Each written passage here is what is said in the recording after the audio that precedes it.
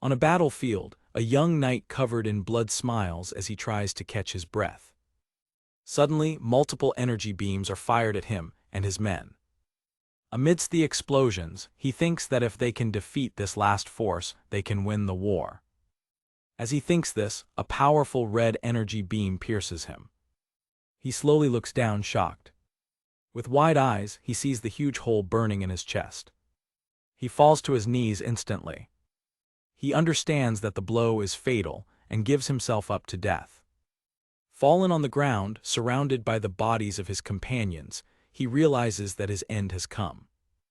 In his final moments, he laments, "In the end, I'm going to die without having accomplished anything, huh?"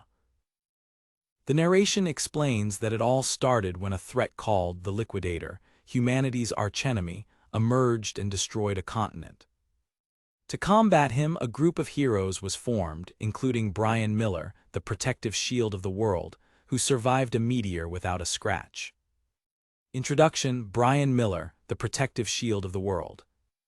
The team also included Bella Albright, the great sage, whose power was equivalent to an entire division.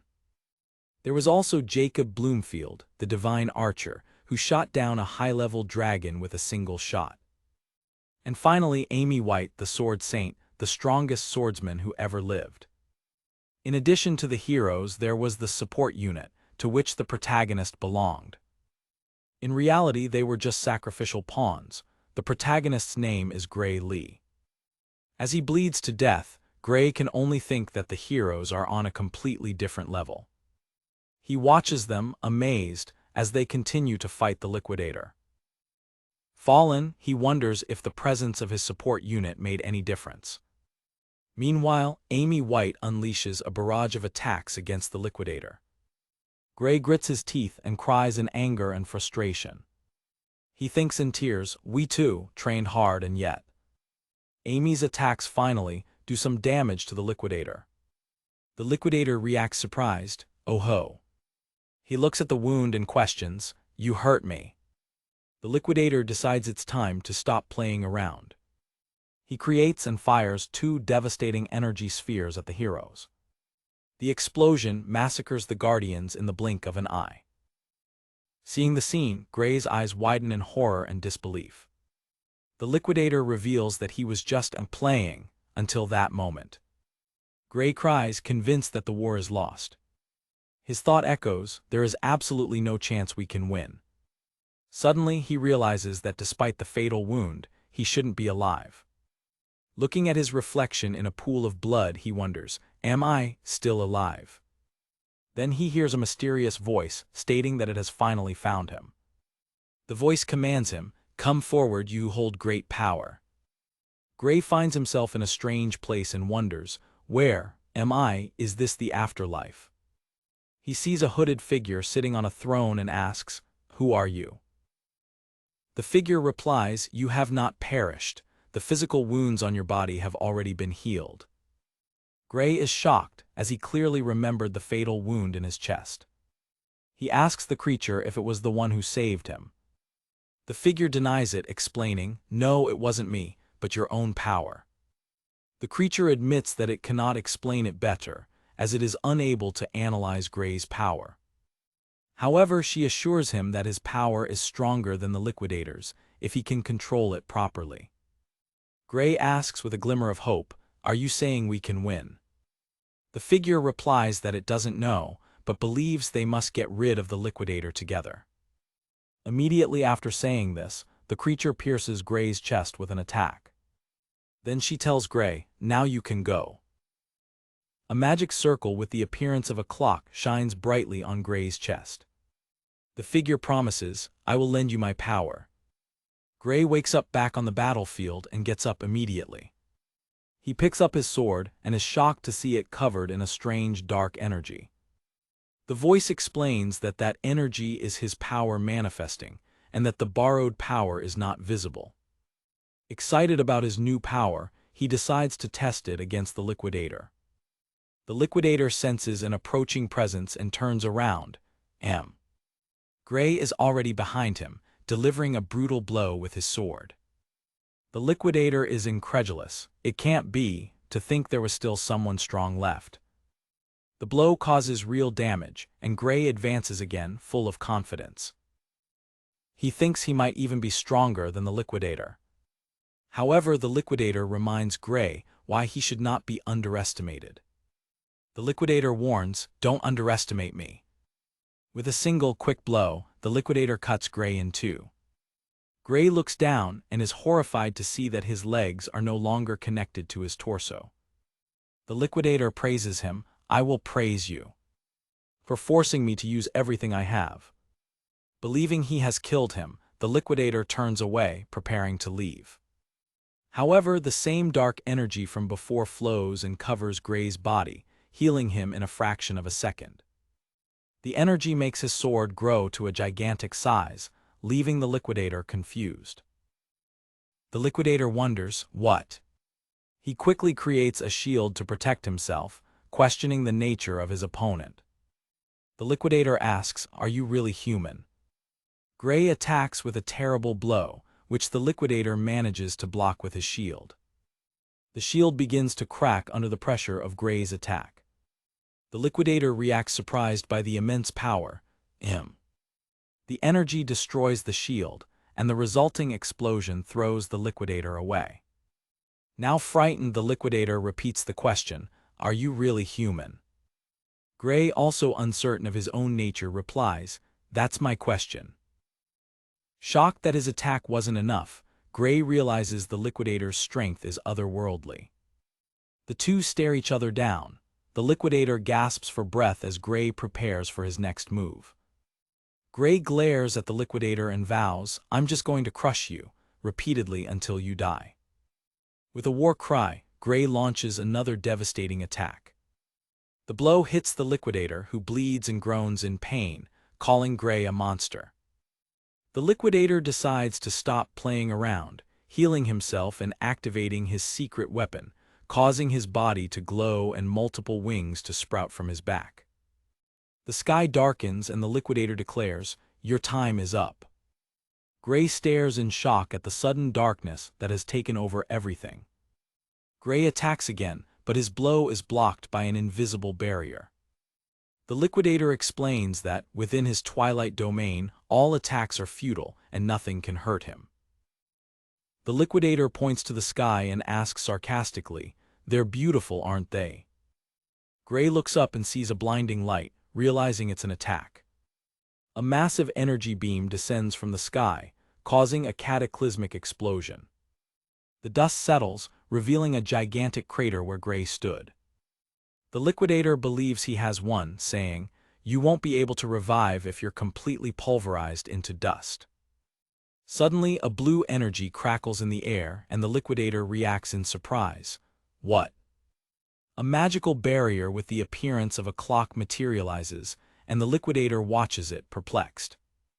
A mysterious voice from Kronos echoes, stating that the energy gathered by the Liquidator will be enough to send Gray back. Horrified, the Liquidator recognizes the presence. It can't be Kronos. Kronos, on his throne, asks Gray if he can hear him and says he will use all his power to send him back to the past. Enraged, the Liquidator shouts, "Kronos, you bastard." Kronos tells Gray, "This is all I can do for you." Time visibly begins to rewind. In his final words, Kronos says, "I entrust the fate of this world to you." Gray wakes up abruptly in a grassy field. He gets up confused and asks, "Where?" He spots a village in the distance. With a shock, he recognizes the place as his hometown, Renato Village, which had been destroyed 15 years ago. He remembers Kronos' words about sending him back to the past. He realizes in disbelief that the time travel actually happened. A sharp pain in his bandaged forearm makes him cry out. He remembers receiving that injury during a fight with bullies. The memory of the aggressors makes him tremble with fear. He remembers how strong they were and fears he won't be able to face them. He concludes that the battle against the Liquidator must have been a dream. Determined to avoid trouble, he resolves to return to the village and plan how to deal with the bullies later. On the way, he runs into the same bullies, led by a young man named Belder. Belder approaches and complains, "You sure gave me a lot of trouble to find you." Belder throws a training sword at Gray's feet. Belder challenges him, "Let's have a mock battle." Gray politely refuses, explaining that his injury hasn't healed yet. Belder insists, assuring him that it's safe because the sword's blade is blunt.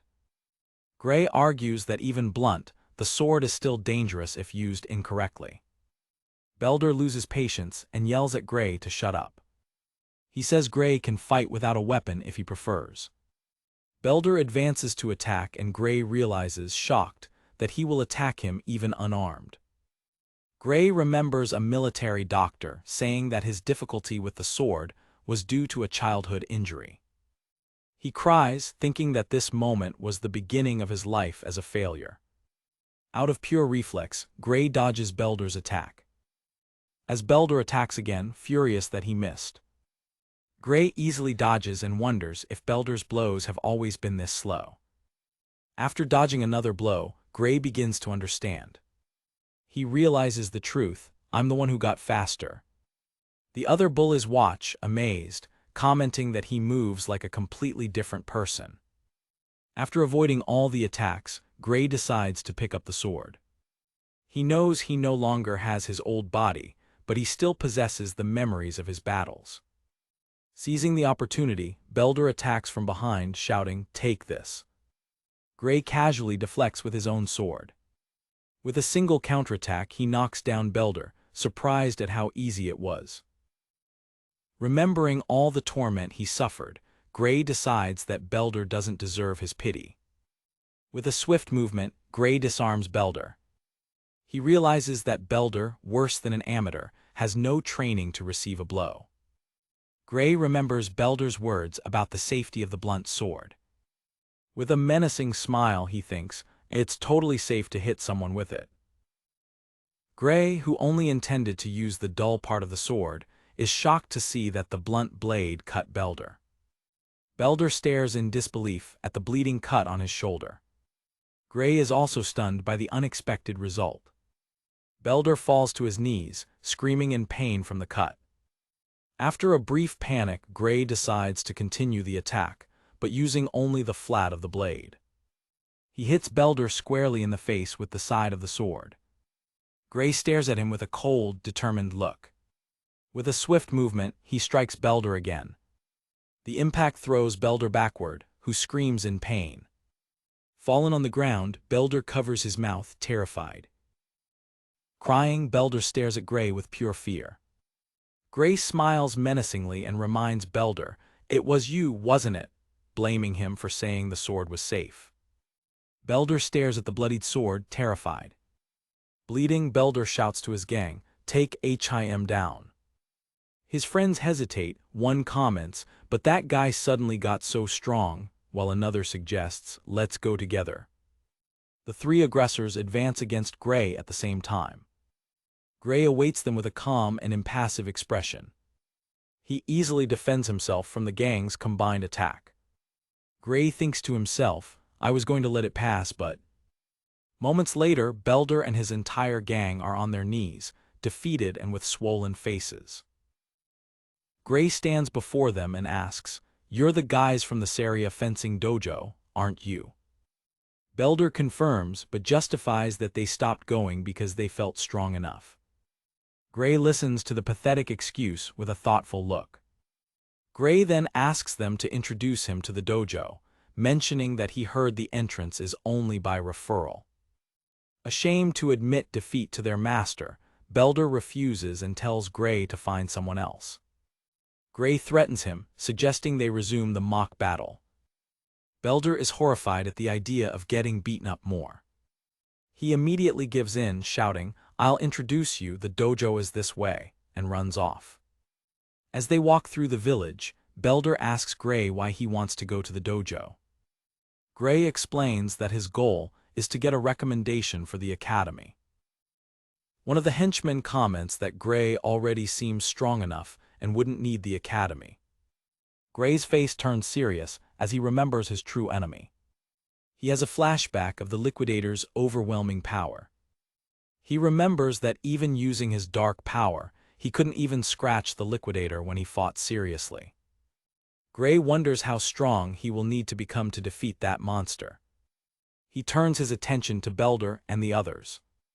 He recalls the instant he managed to control the dark power against the Liquidator. He remembers that at that moment, he focused on the swordsmanship that was taught to him by the Sword Saint. Gray clenches his fist, determined to train under the same conditions as her. He believes that if he had done that, the outcome of the battle might have been different. He concludes, that must be why Kronos sent me here. Upon arriving at the dojo, they are greeted by a white-haired woman. Belder and his gang kneel before their instructor, Syria. Syria, the dojo instructor, looks at her students with clear disappointment. Belder tries to justify himself, stammering that it was just a mock battle. Syria strikes him hard, throwing him to the other side of the room. The other gang members watch terrified. Syria asks sarcastically, so what just happened was also a mock battle, right? She then expels them. From today, you can no longer call yourselves students of this dojo. The gang retreats humiliated. Syria turns to Gray and apologizes for the behavior of her former students. Gray reassures her, telling her not to worry, and she thanks him. Syria gets straight to the point, asking if he wants a recommendation for the academy. To prove his worth, Gray picks up a wooden training sword. Syria informs him that she first needs to confirm his abilities. She challenges him, come when you're ready. Gray attacks instantly with a flurry of swift blows. The two exchange blows at high speed, forcing Syria to defend herself. Syria blocks the attack, surprised by his skill. She thinks impressed, it's as if he's already been through countless battles. Gray continues his relentless attack. Syria realizes that Belder and his group would never have stood a chance against him. While they fight, Syria analyzes Gray's style. She wonders if someone taught him, but concludes that while it's rough, he possesses immense talent.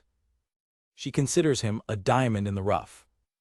Determined to end the fight, Syria prepares for the final attack. Syria goes on the offensive with a powerful blow. To her surprise, Gray dodges the attack with ease. The intense confrontation between the wooden swords continues. Syria finds herself being pressured by Gray's skill. She is incredulous that he can keep up with her. Fighting with full force, Syria despairs, why can he keep up with me? I'm using everything I have. For a moment, Syria feels genuine fear as she looks into his eyes. A dark energy envelops Gray for a moment as he prepares his counterattack. With a power-imbued strike, Gray forces Syria to retreat, leaving her perplexed. Syria rationalizes the strange energy she felt, thinking it was just a wild blow to intimidate her. As Syria prepares to attack again, she realizes that her wooden sword has been split in half. Her eyes widen in complete disbelief. She stares at her broken sword, not understanding how he managed to cut it using another wooden sword. Syria looks at Gray with an expression of shock and worry. Syria's wooden sword is broken in half on the dojo floor. With his eyes glowing red, Gray realizes, so I have that power. A sharp pain hits him and he shouts, Gah. He falls to his knees and Syria runs to him asking, are you? Gray grits his teeth, thinking that his body couldn't keep up with the power he used. With effort he gets up, still recovering from the pain. Catching his breath, he decides that he shouldn't use that power recklessly. Syria stares at him with an intrigued and suspicious look. Gray decides it's best not to tell her about his mysterious power. He smiles awkwardly and says he just got a little too excited. Syria, holding her broken wooden sword, doesn't seem to believe his excuse. She looks from the broken sword to Gray, who looks increasingly nervous. Gray continues to sweat, not knowing what to say next. Syria analyzes him for a moment and decides to change the subject. She goes back to talking about the recommendation for the academy and Gray confirms, yes. Syria mentions that she could recommend him to the Royal Academy of Swords, the best in the kingdom. However, she states that she cannot recommend him to go there. She firmly declares, "You are not suitable for that place." Gray lowers his head, disappointed, believing he's not good enough. He tightens his grip on his training sword, feeling defeated by her words. Syria corrects him, explaining that he shouldn't aim for the best in the kingdom, but rather the best institution in the World Union Academy. Gray is shocked to hear the name, remembering that it was from there that the Sword Saint and the other heroes came. Syria assures him, no, it's not impossible. She explains that his body, although strong, is still not fit enough to be a swordsman. She continues, saying that his skills would be enough at the Royal Academy, but not at the World Union Academy. Gray remembers how weak his physique was before training. He thinks to himself that the students at that academy are true monsters. Syria notices his discouragement and asks, "There are still 9 months until the admission exam." Gray is surprised, realizing that there is still time to prepare. Syria admits that 9 months is not enough time but says, "Trust me." Gray stares at her, considering the proposal. She stares at him intensely and asks, "Are you ready to suffer?" Gray looks at his hand, pondering the challenge. He clenches his fist, determined. He accepts the proposal and asks her to train him. Syria smiles, satisfied with his answer. Suddenly her smile becomes menacing, scaring Gray. With an evil look, Syria announces, "Let's start your hell." A montage shows the next 8 months of Gray's brutal training. 8 months later, Gray's body is completely transformed, strong and muscular. Syria observes him with a look of approval. She says that she has nothing more to teach him and encourages him, "Now, go with confidence." Gray asks, confused, why she is sending him away a month before the exam. Syria gives him a bag of coins for the trip, saying it's for expenses. Gray hesitates to accept, feeling that the departure is too sudden. "I can't accept this." He thinks she's trying to get rid of him for some hidden reason. Syria laughs and says he's thinking too much about things. Syria's expression falters for a moment, revealing that she is lying. Gray then mentions the rumors about an ogre nest that has sprung up near the village. He expresses his concern, remembering that the village has almost no guards. Syria reassures him, ensuring that help from the royal capital will arrive. She insists that he go to the exam without worrying. Gray stares at her in silence, as he knows from his past life that help will never arrive. He has a vision of Syria dead in a pool of blood, remembering that she will die if he leaves. Syria watches him, hoping he will finally agree to leave. Despite knowing the danger, Gray decides to pretend he believes her. He smiles and says, "I'm going." Syria smiles back, relieved to have convinced him. She says goodbye, wishing him good luck on the exam. Later that night, under the starry sky, Syria ventures into the forest. The forest is full of skeletal remains, indicating that it is dangerous territory. Syria finds a trail of blood and begins to follow it towards the ogre nest. The trail of blood leads her deeper and deeper into the dark forest. With a determined look, Syria prepares to face the threat alone. Suddenly, a voice calls her from above. It's Gray, who followed her and watches her from a tree branch.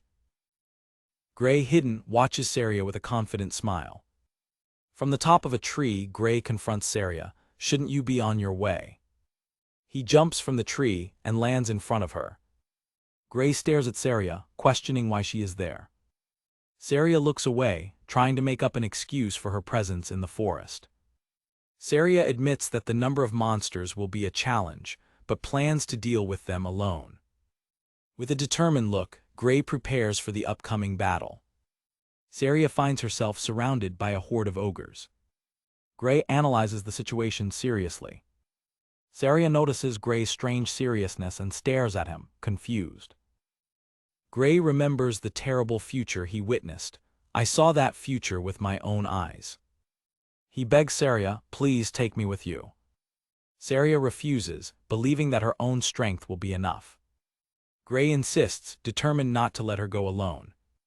Syria asks sarcastically, "Or do you think you'll just get in my way?" While Syria smiles, Gray stares at her seriously, unfazed. Syria argues that it is better for him to wait until he has more experience in real fights for such a dangerous job. Gray lowers his head, frustrated with her refusal. Syria stands by her decision, looking at him firmly. Gray stands firm, refusing to leave. He draws his sword and declares that he will deal with the ogres alone. The two stare at each other at a standstill. Gray points his sword at Syria, challenging her directly. Syria stares at the tip of Gray's sword, which is inches from her face. After a moment of reflection, Syria opens her eyes, having made a decision. She gives in, but with one condition: come back alive. Gray lowers his sword, accepting the agreement. As they leave together, Gray asks, "You too, master, please don't die." They arrive at a rocky valley where the ogre's nest is located. Syria comments, "They sure are confident building a nest in this kind of location." Hidden, they watch the camp. Gray reminds her to be cautious. Syria prepares for the attack. Syria speculates that the boss must be in one of the tents. They watch the movement of the ogres in the camp. Syria instructs Gray to attack from one side while she attacks from the other. They prepare to start the surprise attack. With a war cry, the two advance into battle. An ogre reacts with surprise to the sudden attack. Syria jumps into the air, preparing to deliver a deadly blow. With a single blow, Syria decapitates an ogre. Another ogre watches, shocked, as his companion's head falls. The horde of ogres roars, alerted to the attack. The ogres advance in fury against the invaders. Gray cuts his way through the horde with ease. He continues to fight, eliminating several ogres at once. Syria also fights fiercely, decimating the monsters. Gray advances ruthlessly in the middle of the battle. After the first wave, Gray and Syria stand amidst the bodies of the defeated ogres. Syria turns to him, but Gray interrupts her. "Master, please stay alert." Gray feels that the battle was too easy and says, "They are weak." He looks at the main tent, suspecting that the real threat is inside. From the darkness of the tent, a pair of bright red eyes stares at them. The menacing eyes watch from the shadows. Gray's face contorts in terror as he realizes the danger. Desperate, Gray shouts to Syria, "We have to get out, let's run." Ignoring her confusion, he insists, "Just go." Both flee at high speed to escape the nest. Gray runs with a panicked expression. A massive figure jumps into the air and lands in front of them, blocking their escape. An elite ogre appears. Syria, thinking it's the boss, prepares to fight. Gray shouts, horrified, that is not the real boss. They find themselves surrounded by an army of ogres, led by an even more imposing figure. Syria looks back, paralyzed by fear. Gray explains that the real enemy is something much stronger than an elite ogre. Syria turns to Gray, understanding the gravity of the situation. The real boss, an ogre general, reveals himself. Surrounded, Gray reveals the monster's identity, shocking Syria, an ogre general. Syria admits that an ogre general is not a monster they can defeat alone. In an act of desperation, Syria decides, "Kill this one and run," and attacks the elite ogre. The elite ogre easily blocks Syria's attack. Syria persists in the attack with a determined look. She manages to land a blow on the ogre's shoulder. Blood gushes from the monster's wound. Syria watches the scene in disbelief. To her horror, the ogre's wound regenerates instantly. Gray explains that the ogre general's roar strengthens and heals his soldiers. Syria struggles to fight against the strengthened ogres. Gray also has difficulty permanently injuring the monsters. Panting, Gray stares at the elite ogre blocking his path. Syria shouts to Gray, asking, "What are you planning?" Gray turns, ready to execute a desperate plan. With determination, Gray declares his goal: it's to take down that bastard. Gray cuts through a sea of ogres, trying to reach the ogre general. He focuses, determined not to let the minions stop him. With swift strikes, he advances through the horde of monsters. One of the ogres roars in fury. Gray stays focused on his goal, ignoring the immediate danger. A massive axe shatters his sword with a single blow. Gray stares stunned at the fragment of his blade. He dodges a powerful blow at the last second. Syria throws a spare sword to Gray, who prepares to fight with two blades. He turns to Syria, grateful for the help. Gray shouts a quick thank you before returning to the battle. He thinks two swords should be enough for the Ogre General and his minions. With the two swords in hand, he prepares for the next attack. He faces the strengthened horde, determined, this is enough. He continues to advance, but receives a cut on his face during the charge. He blocks a powerful blow that forces him to retreat. Frustrated with the ogre's resistance, he clicks his tongue, tusk. Gray leaps over the horde, cutting down enemies along the way. From the rear, the Ogre General's eyes glow with power. The Ogre General roars, further strengthening his soldiers. The ogres undergo a mutation, becoming stronger and more resilient. Gray now struggles to injure the enhanced ogres. He grits his teeth, feeling the pressure of the enemy's overwhelming strength. The general's roar echoes across the battlefield, filling his soldiers with power. The blade of one of his swords shatters against an ogre's axe. Gray is forced to retreat under the barrage of attacks. He cuts his way through the horde, but is relentlessly surrounded. Wounded and surrounded, he continues to fight to reach the general. A blow hits him squarely. An ogre grabs him from behind, immobilizing him. Another ogre prepares to deliver the final blow with a giant axe. Gray uses the ogre holding him as a human shield to block the deadly blow. He realizes that the monsters are just trying to exhaust him to death. He clenches his teeth, refusing to give up even wounded. A powerful blow sends him flying. He manages to block part of the attack, but the impact is devastating. The force of the blow throws him violently to the ground. The impact causes him to spit blood, severely wounded. Exhausted and panting, he sees that his last sword has also been broken. Huff. He looks at the broken blade, realizing he is unarmed. Even wounded and without a weapon, he stands up to face the army of ogres. He lowers his head, feeling the weight of the desperate situation. In a moment of despair, he thinks, I can't win. Despite everything, his hand grips the hilt of the broken sword tightly. Desperate, he shouts to Syria, run while they're focused on me. Syria just smiles sadly as she hears his plan. She refuses his order, I'm sorry, but I can't do that. Gray insists that she run away, promising that he will follow her soon after. Syria reveals a deep cut on her thigh, explaining, I can't run anymore. Gray is horrified to realize that escape is impossible for both of them. The horde of ogres advances to finish him off. Gray laments that his second life is about to end so pathetically. He sees his death approaching. His last sword is completely destroyed by another attack. He thinks desolately, in a place like this. Surrounded and unarmed, he faces the end. Refusing to accept defeat, he decides to bet everything on his dark power. He concentrates, trying to remember the feeling of when he used that power against the liquidator. He thinks, as long as I can access that power. He relives the memory of the battle, seeking the key to awaken his ability. The ogres advance for the final blow. With his eyes closed, Gray focuses all his energy on his hand.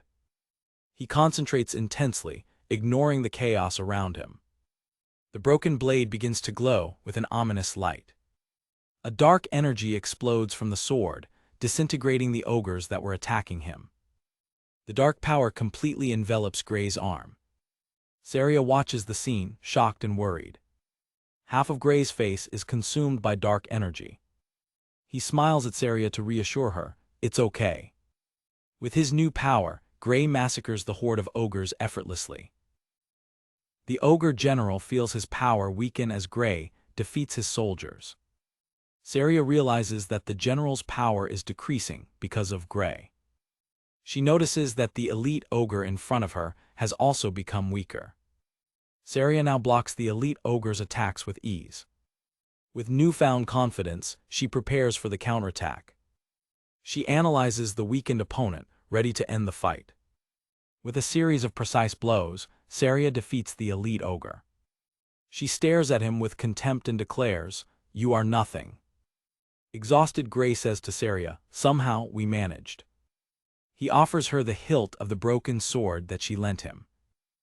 Syria smiles, telling him not to worry about the sword, as he saved her life. She takes the sword hilt back. Before Syria can ask about the power he used, Gray faints. He falls to the ground, unconscious after the extreme effort. Syria rushes to help him, shouting his name in despair. Gray finds himself in a dark void and wonders, "Where am I?" He sees a huge chain door and thinks, "A door." A dark red energy erupts from the center of the door. The dark energy leaks from a crack in the door as Gray watches. Gray is startled to see a monstrous eye watching him from the darkness. The dark energy forms a crack that runs down the center of the door. With a determined look, Gray decides to approach the door. He walks through the water towards the mysterious door. A red, giant skeletal entity grabs him, exerting crushing pressure. An invisible force pushes him back, preventing his advance.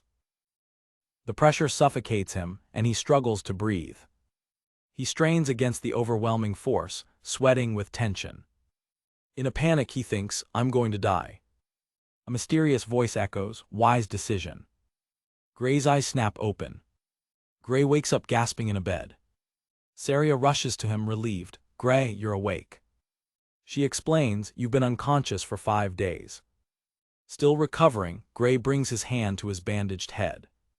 Syria watches him with concern and relief. Syria, also injured and on crutches, asks, "Can you move?" Gray decides to test his body. "Let's see." He tries to move his right arm, but realizes he can't apply any force to it. He notices a strange black stain spreading under the bandage on his arm. Also this stain. Gray realizes that Syria can't see the stain and thinks, she can't see it. Syria explains that all the bones in his right arm are in pieces. Gray admits that he can't put any strength into his arm. Syria reveals that they used a magic potion to treat his injuries. Gray is shocked to recognize the potion bottle. "Isn't that too?" Syria reassures him, saying it was a gift from the village chief. Gray is confused and asks, "Why would he?" Syria looks at him seriously, ready to explain. She states firmly, "You are this village's hero." Gray is speechless, surprised by her statement. The village chief enters the room, calling for Gray. Gray tries to thank him for the potion, but the chief interrupts him. The chief explains that they faced a monster that the allied forces of neighboring cities couldn't even scratch. The chief places the potion bottle in Gray's hands, insisting that it is the village that should thank him. Gray holds the potion bottle, still processing the situation. Gray looks at the chief, while Syria smiles in the background. Gray hesitates, feeling that the chief is exaggerating. The chief stares at him, stating that he is only telling the truth. Gray realizes the sincerity in the chief's words. He remembers that in the original timeline, the village was destroyed, and concludes that the chief is right. The chief offers to give more details, but changes the subject to the academy admission exam. Gray realizes how much time has passed. He panics when he realizes that the exam is in 2 days, and he has been unconscious for 5. Worry about the tight deadline takes over him. Gray asks the chief if he could borrow a horse. The chief reveals that he has already prepared the best horse in the village for him. Syria smiles and says that they would have taken him even if he didn't wake up in time. Gray gets up and opens the door to leave. With a determined look, he steps out into the street. He is greeted by a crowd of villagers who hail him as a hero. The villagers hold a banner wishing him success on the exam. "You have to pass no matter what." The people of the village smile and wave to him affectionately. A villager hands him a bag of money, a collection from the entire village for exam expenses. Gray receives the bag with the villagers' donations. The crowd continues to cheer for him enthusiastically. Gray looks at the crowd, touched by their support. He smiles, truly grateful for everyone's kindness. Before leaving, Gray talks to Syria, expressing his concern about the exam. Syria encourages him with a confident smile. Gray laments the condition of his arm, but Syria says that his left arm is good enough. He tests the movement of his left arm, which is functional. Syria reaffirms her confidence in him, saying that the examiners will recognize his ability. Gray mounts the horse, preparing for the journey. He says goodbye to Syria, now more confident. Syria gives him one last encouraging smile. Gray tightens the reins, determined to succeed. He sets off on his journey towards the academy. He departs thinking that with his power the future can be changed. I'm going. Gray arrives at the capital and thanks the horse. Thank you, thanks to you I arrived on time. He observes the city, with the academy in the background. The view of the magnificent and imposing World Union Academy. Arriving at the entrance, he comes across a crowd of candidates. The sign confirms the World Union Academy. A speaker instructs the candidates to remain in the central arena for the distribution of the exam tickets. In the middle of the crowd, Gray overhears the other candidates talking. One candidate comments that the number of passers varies each year, sometimes 50, other times only 1. Professor Ariel introduces herself to the crowd of candidates. With a snap of her fingers, Ariel magically distributes the exam tickets to everyone. Gray receives his ticket, which appears in his hand from a flame. Gray reads his ticket, candidate number 513 fencing course. Ariel explains that the ticket contains only the candidate's number and course. She states that the academy does not discriminate based on age, gender, or status. Ariel declares, only those who pass the exam will have their names asked. Gray is perplexed to see that he has been assigned to the fencing course, as his arm is injured. Ariel reveals that she assigned the courses based only on the candidate's appearance. She challenges anyone who disagrees to raise their hand. The candidates are incredulous at her statement.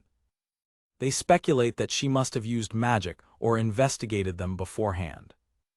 Ariel announces that she will release the exam schedules. Gray's ticket updates, marking his exam for the first day at 11 a.m. Gray laments, "Damn, I'm on the first day. I was hoping to have more time for my arm to heal." Ariel warns that delays will result in automatic disqualification and that there will be no changes to the schedule. Worried, Gray squeezes his injured arm. On the day of the exam, Gray wakes up and finds, frustrated, it hasn't healed at all.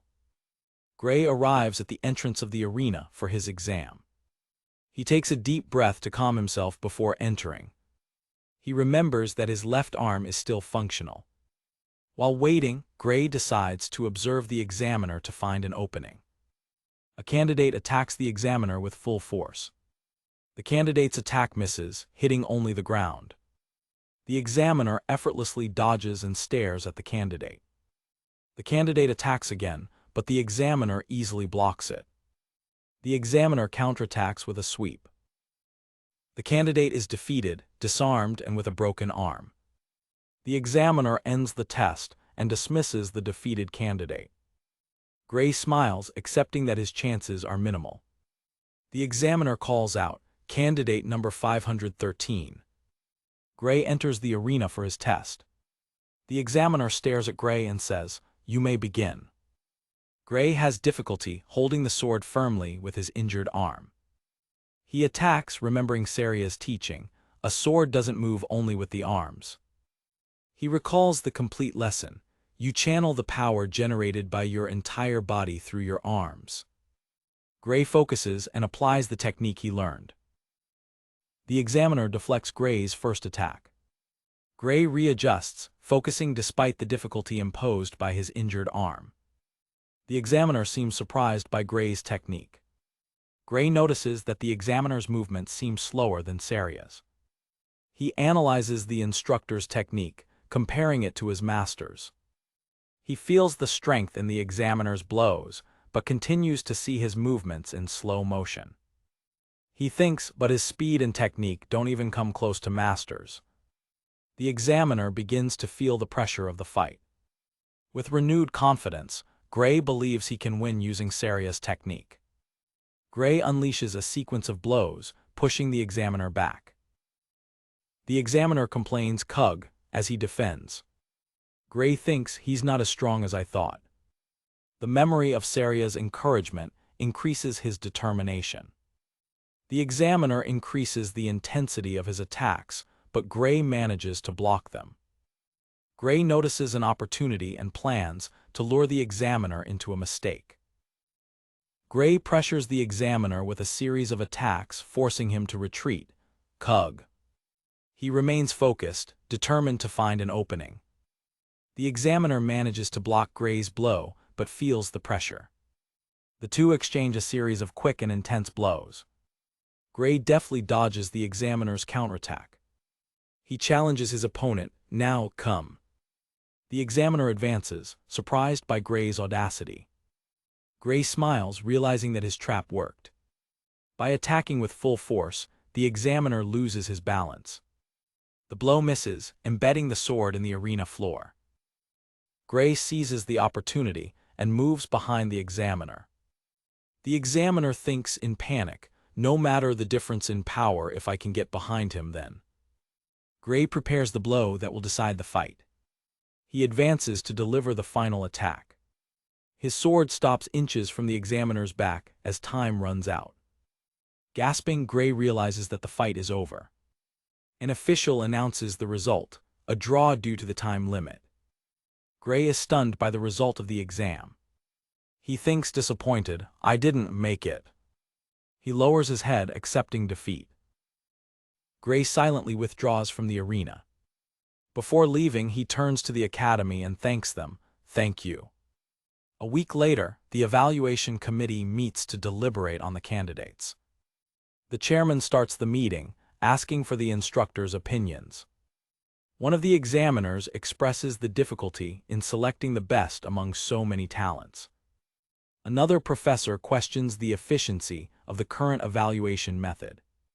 The chairman interrupts them, demanding that they focus on the students, not the system. He formally begins the evaluation of the fencing course candidates.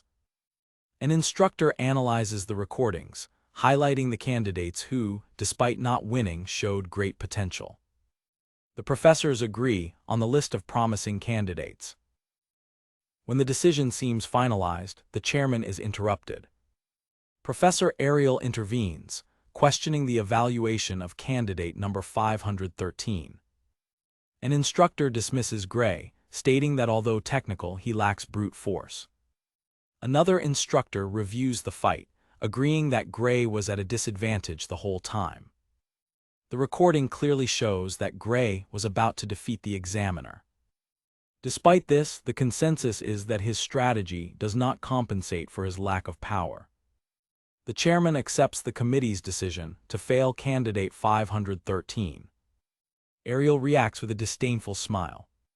She thinks everyone is blind for not recognizing Gray's true talent. The next day, the candidates gather for the announcement of the results. Gray waits, holding his ticket number 513. He looks at the academy tower, anxious. Nervously, he swallows hard as the ceremony begins. The tickets of the approved candidates begin to burn, one by one. The crowd reacts with a mixture of joy and disappointment to each number called. Gray's number is not called. He stares at his ticket, desolate. The approved candidates are instructed to go to the academy entrance. While the approved celebrate, Gray remains motionless in the crowd. An announcer calls attention to the next category, Special Eye of God admission. Around Gray, failed candidates cry with sadness. Suddenly, Gray's ticket erupts in a bright blue flame. Everyone turns in shock, looking at the light emanating from Gray's hand. He stares at the glowing ticket, completely confused. The other candidates begin to whisper about what is happening. Gray wonders, Special Eye of God admission. Two candidates mock, it's just a way to get in through the back door. Gray thinks confused, backdoor, could it be the master? The name of a special admittee from the past is remembered, Leek Muller. An old man approaches and scolds the young men for their ignorance. He explains, the special Eye of God admission is an honorable category that has produced heroes for 100 years. A candidate retorts that the recent admittees have all been failures. They look at Gray with disdain, doubting his worth. Gray recognizes the names mentioned, Amy White, Bella Albright, and Jacob Bloomfield. He knows they were heroes in his past life. He realizes the importance of his admission, and now my name will be next to theirs. An announcement informs that the entrance ceremony will begin in 30 minutes. Gray walks with the other new students through the academy grounds. Two students talk, confused about the exact location of the ceremony. A teacher appears, apologizing for a delay in preparing the venue. The students are confused, not understanding what he means by preparation. The teacher kneels in the courtyard, surprising everyone. The students watch, not understanding what is happening. He places his hand on the ground, initiating a spell. A huge golden magic circle expands across the ground. The students react in shock to the display of power. A gigantic auditorium appears out of nowhere through magic. The teacher invites the students, "Please, feel free to sit wherever you like." The students remain impressed with what they have just witnessed. A student asks incredulously, "Can you teleport?" Gray sits down, thinking it's an extravagant way to use teleportation magic. He smiles, recognizing the power of the World Union Academy. The narration reinforces the idea of the power of the World Union Academy. A purple-haired student comments that the auditorium seems too big for the few students accepted. A female student next to him corrects him, saying he doesn't understand the situation. The student apologizes, admitting that he only studied how to handle a sword.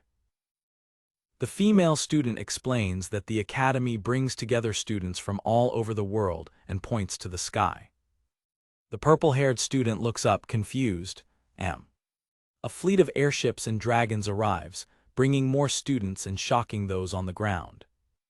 Gray recognizes the main magic ship. It's the Strato Queen. Students from various parts of the world disembark and join the others. The teacher officially starts the entrance ceremony. Gray yawns, bored with the ceremony speeches. His attention is piqued when the top student in the fencing course, Leonhardt, is called. Leonhardt walks confidently onto the stage. The other students whisper that his skill rivals that of the teachers. Leonhardt positions himself on the podium. Gray watches him with interest. Leonhardt asks the teachers for permission to speak freely. He begins his speech, addressing only the students who were admitted the right way. He greets his colleagues, expressing the honor of being among them. The other freshmen listen attentively. Leonhardt concludes his greeting, talking about the prestige of the academy. He turns to Professor Ariel, implying that there is someone among them who does not deserve to be there. Ariel questions him with a look, surprised by the accusation. She reprimands him, stating that everyone present has passed a rigorous exam. Ariel asks directly, "Why the hell are you asking me that?" Leonhardt specifies that he is not talking about the ordinary students, but about the one from the Divine Eye Special Admission.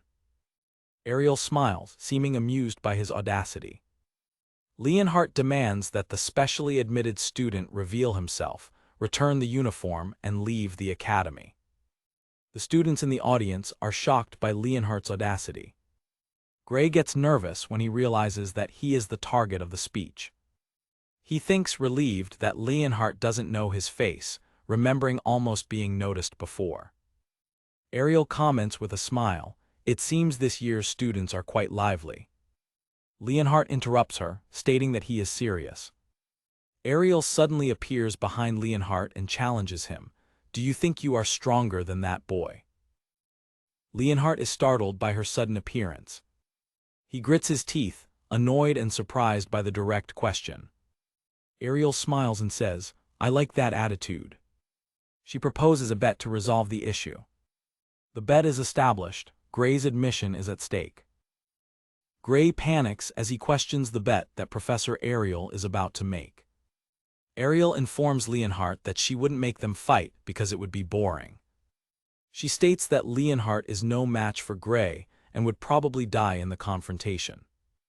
Furious, Leonhardt asks, "Are you provoking me?" Ariel proposes, "In that case, let's make our bet on monsters." Leonhardt admits that she is well informed and asks what the exact terms of the bet are. Ariel smiles, explaining that the conditions are simple. She explains that the challenge will be a monster hunting competition. The rule of the bet is clear: whoever fails to defeat the monster of the round first loses. Gray feels uncomfortable with Ariel betting his future so boldly.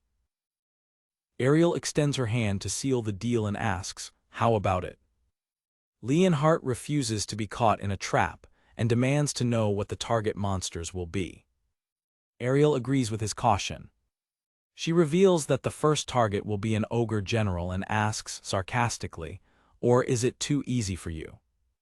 The other students react in shock upon hearing the creature's name. Gray questions why Ariel specifically chose that monster. Leonhardt slams his fist on the chair support and shouts, "Are you kidding me?" He protests, stating that an ogre general is not a creature that can be defeated by one person alone.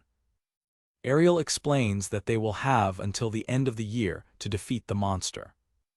Leonhardt insists that the challenge is not fair and accuses Ariel of rigging the bet so that it ends in a tie. He smiles disdainfully, stating that he will not agree to a manipulated bet.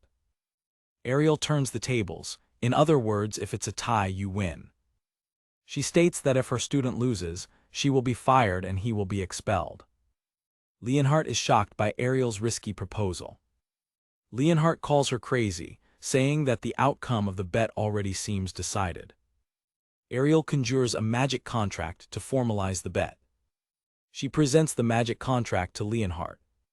The contract floats before Leonhardt, who stares at it thoughtfully. Leonhardt signs the magic contract, accepting the terms of the bet. As Ariel walks away, Leonhardt asks if she really believes her candidate can win.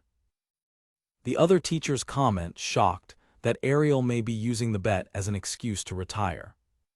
Gray, now in class, feels anxious as he realizes that the bet was a trap planned from the beginning. Gray thinks to himself, so the bet was already decided. Ariel makes a silent sign, confirming Gray's suspicions. A teacher begins the first class on the fundamentals of magic. The teacher warns the students that, as academy students, no day can be wasted. The teacher explains that an invisible energy called ether resides in the human body. Gray reassures himself, remembering that he has already learned the same concepts in his training camp. Gray realizes that Leonhardt is in the same class as him. He gets nervous, hoping not to be discovered as the special admission student. The teacher notices that Gray is distracted during class. The teacher reprimands him for his lack of attention. Surprised to have been noticed, Gray apologizes, "I'm sorry." Annoyed, the teacher calls Gray to the front to demonstrate the fundamentals of magic to the class. Gray argues that, since he is from the fencing course, he doesn't need to use magic. The teacher insists that even swordsmen need to know the basics to coordinate with the mages. The situation reminds Gray of his time in the training camp. Gray asks if the spell they will cast is the ether bullet. The teacher, intrigued that Gray knows the spell, asks if he knows how to use it. Gray remembers his training and feels confident that it was not a waste of time. The teacher decides that the demonstration will be done through a training match. He chooses Leonhardt as Gray's opponent, who readily accepts, "Sure." Leonhardt comments that the fight would be unfair, since he trained in magic and fencing even before entering the academy. The teacher assures that there is no risk, as they will only use the ether bullet. The other students turn to look at Gray in the back of the room. Gray is shocked when the teacher announces to the whole class that he is the Divine Eye special admission student. The teacher smiles maliciously, knowing that the revelation would provoke Leonhardt. Leonhardt, now aware of who his opponent is, says that he will teach him how things work at the academy. With a threatening look, Leonhardt orders, "Come down." Gray smiles nervously. Gray and Leonhardt stand facing each other for the duel. Worried, Gray prepares for the confrontation. Leonhardt prepares his magic, determined to show the difference in power between them. Gray prepares to cast his spell, thinking, "I have no choice." Leonhardt fires his ether bullet, but Gray's is immensely larger and more powerful. Both are perplexed by the size and power of Gray's spell and wonder, "What?" Gray and Leonhardt are shocked by the size of the magic, thinking at the same time, "What?" Leonhardt screams in terror as he sees the gigantic blue energy ball advancing towards him.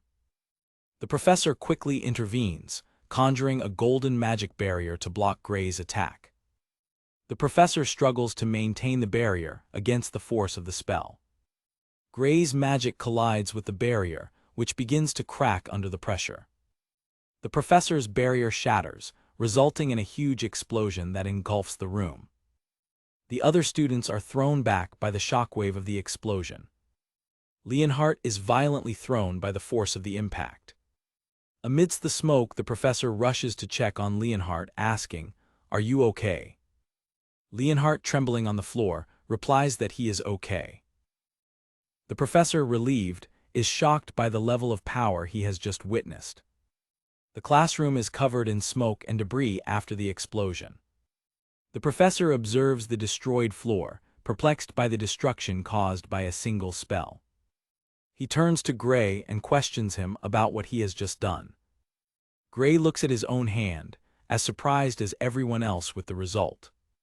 He reflects on the stark difference between his spell and Leonhardt's.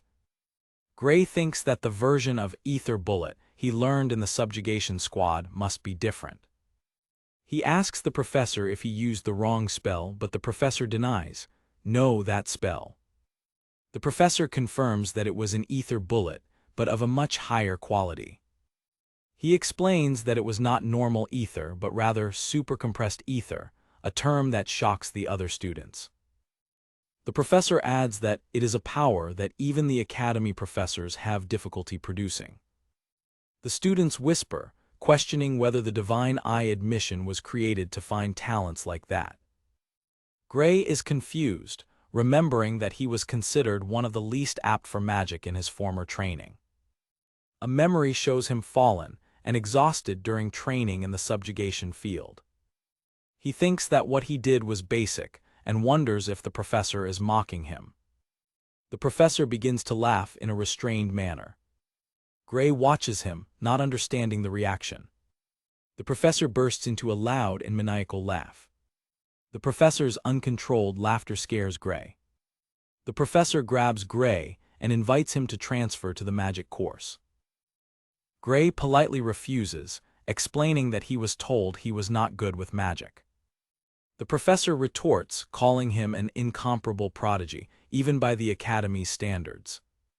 He states that the person who told Gray that is a fool for not recognizing his talent.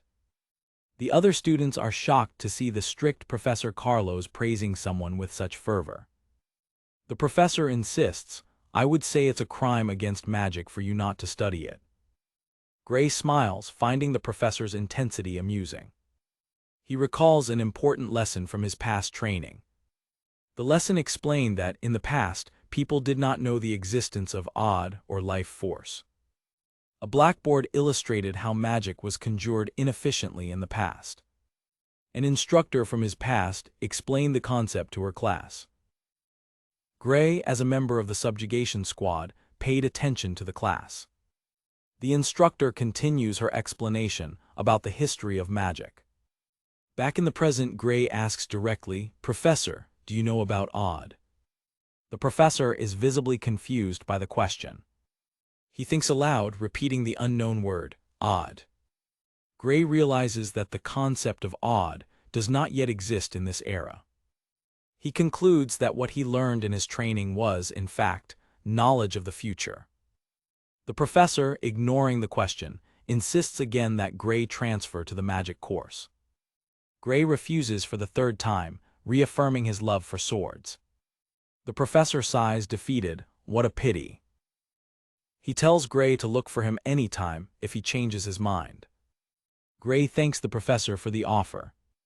The professor dismisses him, saying that he will no longer reprimand him for being distracted in class. He concludes, this class is too basic for you. Gray walks back to his place under the admiring and astonished gazes of his classmates. He climbs the auditorium stairs to return to his seat. Leonhardt approaches and grabs Gray's tie. With a passionate expression, Leonhardt calls him Lord Gray. Gray is completely creeped out and uncomfortable with Leonhardt's sudden change of attitude. Later, Gray reads a note from Professor Ariel summoning him to her office. I was summoned out of nowhere. He worries, wondering if Professor Carlos has already spoken to her about transferring him from the course. He arrives at the ornate door of Ariel's office. Gray knocks on the door before entering. He opens the door and enters the room. As soon as he enters, Gray feels a surprise attack coming from his side. He reacts instantly, blocking the sword strike with his own. The attack knocks down his aggressor, a girl with light blue hair. Gray assumes a combat stance, surprised by his body's automatic reaction. He disarms the girl, who falls to the ground. Gray stares at the fallen girl and feels that he recognizes her from somewhere. The girl, Bella Albright, looks up at him from the floor. A narration indicates that this is Bella Albright from before, suggesting a younger or more inexperienced version. Gray points his sword at Bella, who is lying on the ground after being disarmed. He stares at her surprised. He thinks to himself, that girl. Bella stares back at him, still on the ground. Gray turns to Professor Ariel and two other professors present in the room. Ariel praises him, saying that his performance confirms that she made the right choice. One of the professors disagrees, suggesting that Bella's movements were flawed and that she let him win. Gray gets nervous as he begins to recognize her. He identifies her as the sorceress, a powerful heroine from his past life. Ariel reprimands the other professors for their lack of discernment. Embarrassed, one of the professors pays Ariel a bet he had just lost. Ariel collects the coins from the one bet. Gray observes the scene, not understanding what is happening. Ariel turns to Gray and throws a coin to him as his share of the winnings. Gray catches the coin in the air. He is shocked to see that it is a gold coin of great value. Meanwhile, one of the professors watches Gray carefully. He comments that Gray seemed to avoid using his dominant arm during the confrontation. The image focuses on the arm that Gray instinctively protects. The two professors discuss Gray's condition. They conclude that it is not a common injury, but a deeper wound. Gray is amazed that they notice so much with just one look. One of the professors states that they would not be at the academy if they were not capable of such analysis. Ariel dismisses the two professors, stating that Gray is her student. The professors withdraw, leaving Gray alone with Ariel and Bella. Before leaving, one of them turns to Gray. He warns him to keep in mind that he needs to heal his wound to meet the academy's standards. After the professors leave, Ariel turns to Gray. Gray stares at her, waiting. Ariel proposes, let's talk about magic. They sit down to talk. Ariel reveals that she already knows about his demonstration of power in magic class. She takes a sip of tea while watching him. Using her divine eye, Ariel shocks him by declaring, "You are more suited to wield the sword than magic." Gray's hand rests on the cup tense. He realizes that Ariel can see through his tricks and is surprised. He drinks his tea and admits that she is correct. Ariel asks him to share his secret, promising secrecy and a reward. She explains that she needs the information to help Bella. Gray is shocked to learn that the powerful sorceress needs help. Bella looks down, appearing helpless. Ariel explains that Bella, although brilliant in theory, cannot use the ether compression technique. Gray understands, remembering that Bella was slow to blossom in his past life. Ariel continues, saying that if there is a way to use supercompressed ether without the compression technique, then she won't need to be sent to Professor Bradley. Gray's hand trembles upon hearing the name. He is horrified, as he remembers Varian Bradley as the worst criminal in the history of magic. Gray looks at Ariel and Bella, processing the information. A vision shows Bradley's cruel human experiments. Another vision shows the mass destruction he caused. A narration describes him as the worst magical criminal in history. Ariel confirms that Bella will be sent to him if she fails. Gray thinks, shocked, he hasn't been caught in this period yet. Gray is terrified at the prospect. Ariel explains that the surgery is disguised as a procedure to enhance magical abilities. However, rumors are that his test subjects died or were left with permanent sequelae. Bella says that, although it is scary, the alternative is to be expelled from the academy. Ariel states that she would rather Bella give up than let that man experiment on her. Gray ponders the terrible situation. Bella clenches her fist, distressed. Gray makes a decision. He remembers the Liquidator, the final enemy of his past life. He remembers the despair and defeat of humanity in the future war. He remembers the final battle. Gray decides to intervene, thinking, that hell they call the future is much better if it is changed. He puts down the cup with determination. He declares that he will teach Bella how to use supercompressed ether. The scene changes to the Academy's training arena. A blackboard displays the magical theories that Gray taught. Gray concludes his explanation to Ariel and Bella, and that's all the knowledge I have about magic. Ariel and Bella watch him, impressed. Gray reinforces the request that they keep everything a secret. Ariel admits that the knowledge he shared is revolutionary. Bella prepares to put the new theory into practice. She praises him, saying that his class has advanced magic by 100 years. Gray reacts modestly to the great praise. Ariel and Bella agree that the best way to confirm the theory is to test it. Bella states that nothing he taught contradicts current magical theories. Bella shows Gray a spell formula she created based on his teachings. Gray and Ariel look, confused by what she plans. Bella raises her staff, concentrating her magical energy. Gray tenses, remembering that Bella's power was immense and uncontrollable. Bella releases a massive wave of magical power. Her eyes glow intensely with energy.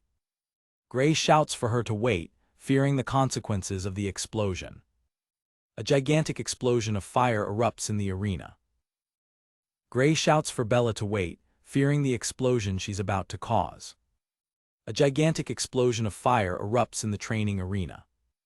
The shockwave from the explosion spreads through the arena. Gray protects himself from the intense heat of the explosion.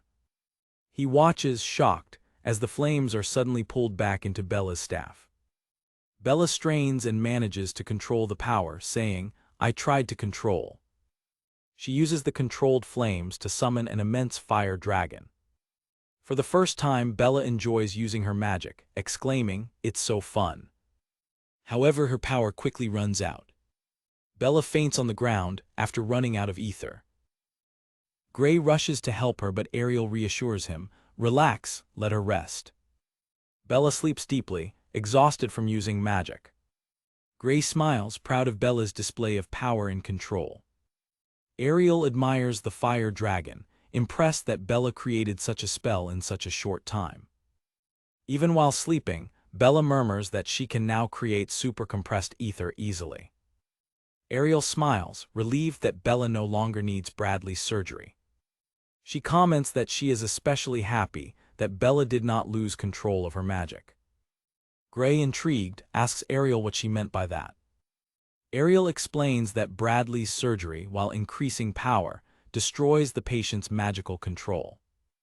Gray realizes that this was the reason Bella couldn't control her magic in her past life. Ariel declares that she will now fulfill her part of the agreement. She says, first of all, and prepares to use her own magic.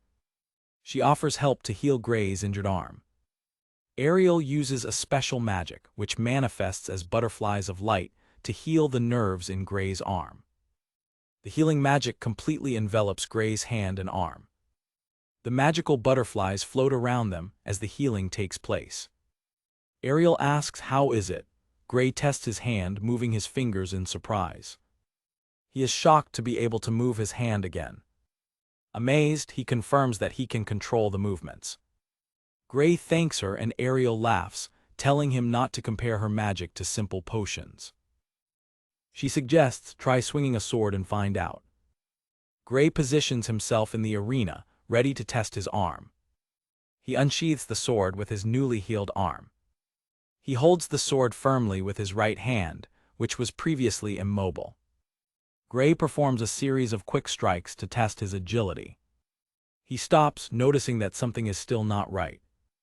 He informs Ariel that his arm still doesn't move as well as before. Ariel, unsurprised, tells him that she expected that.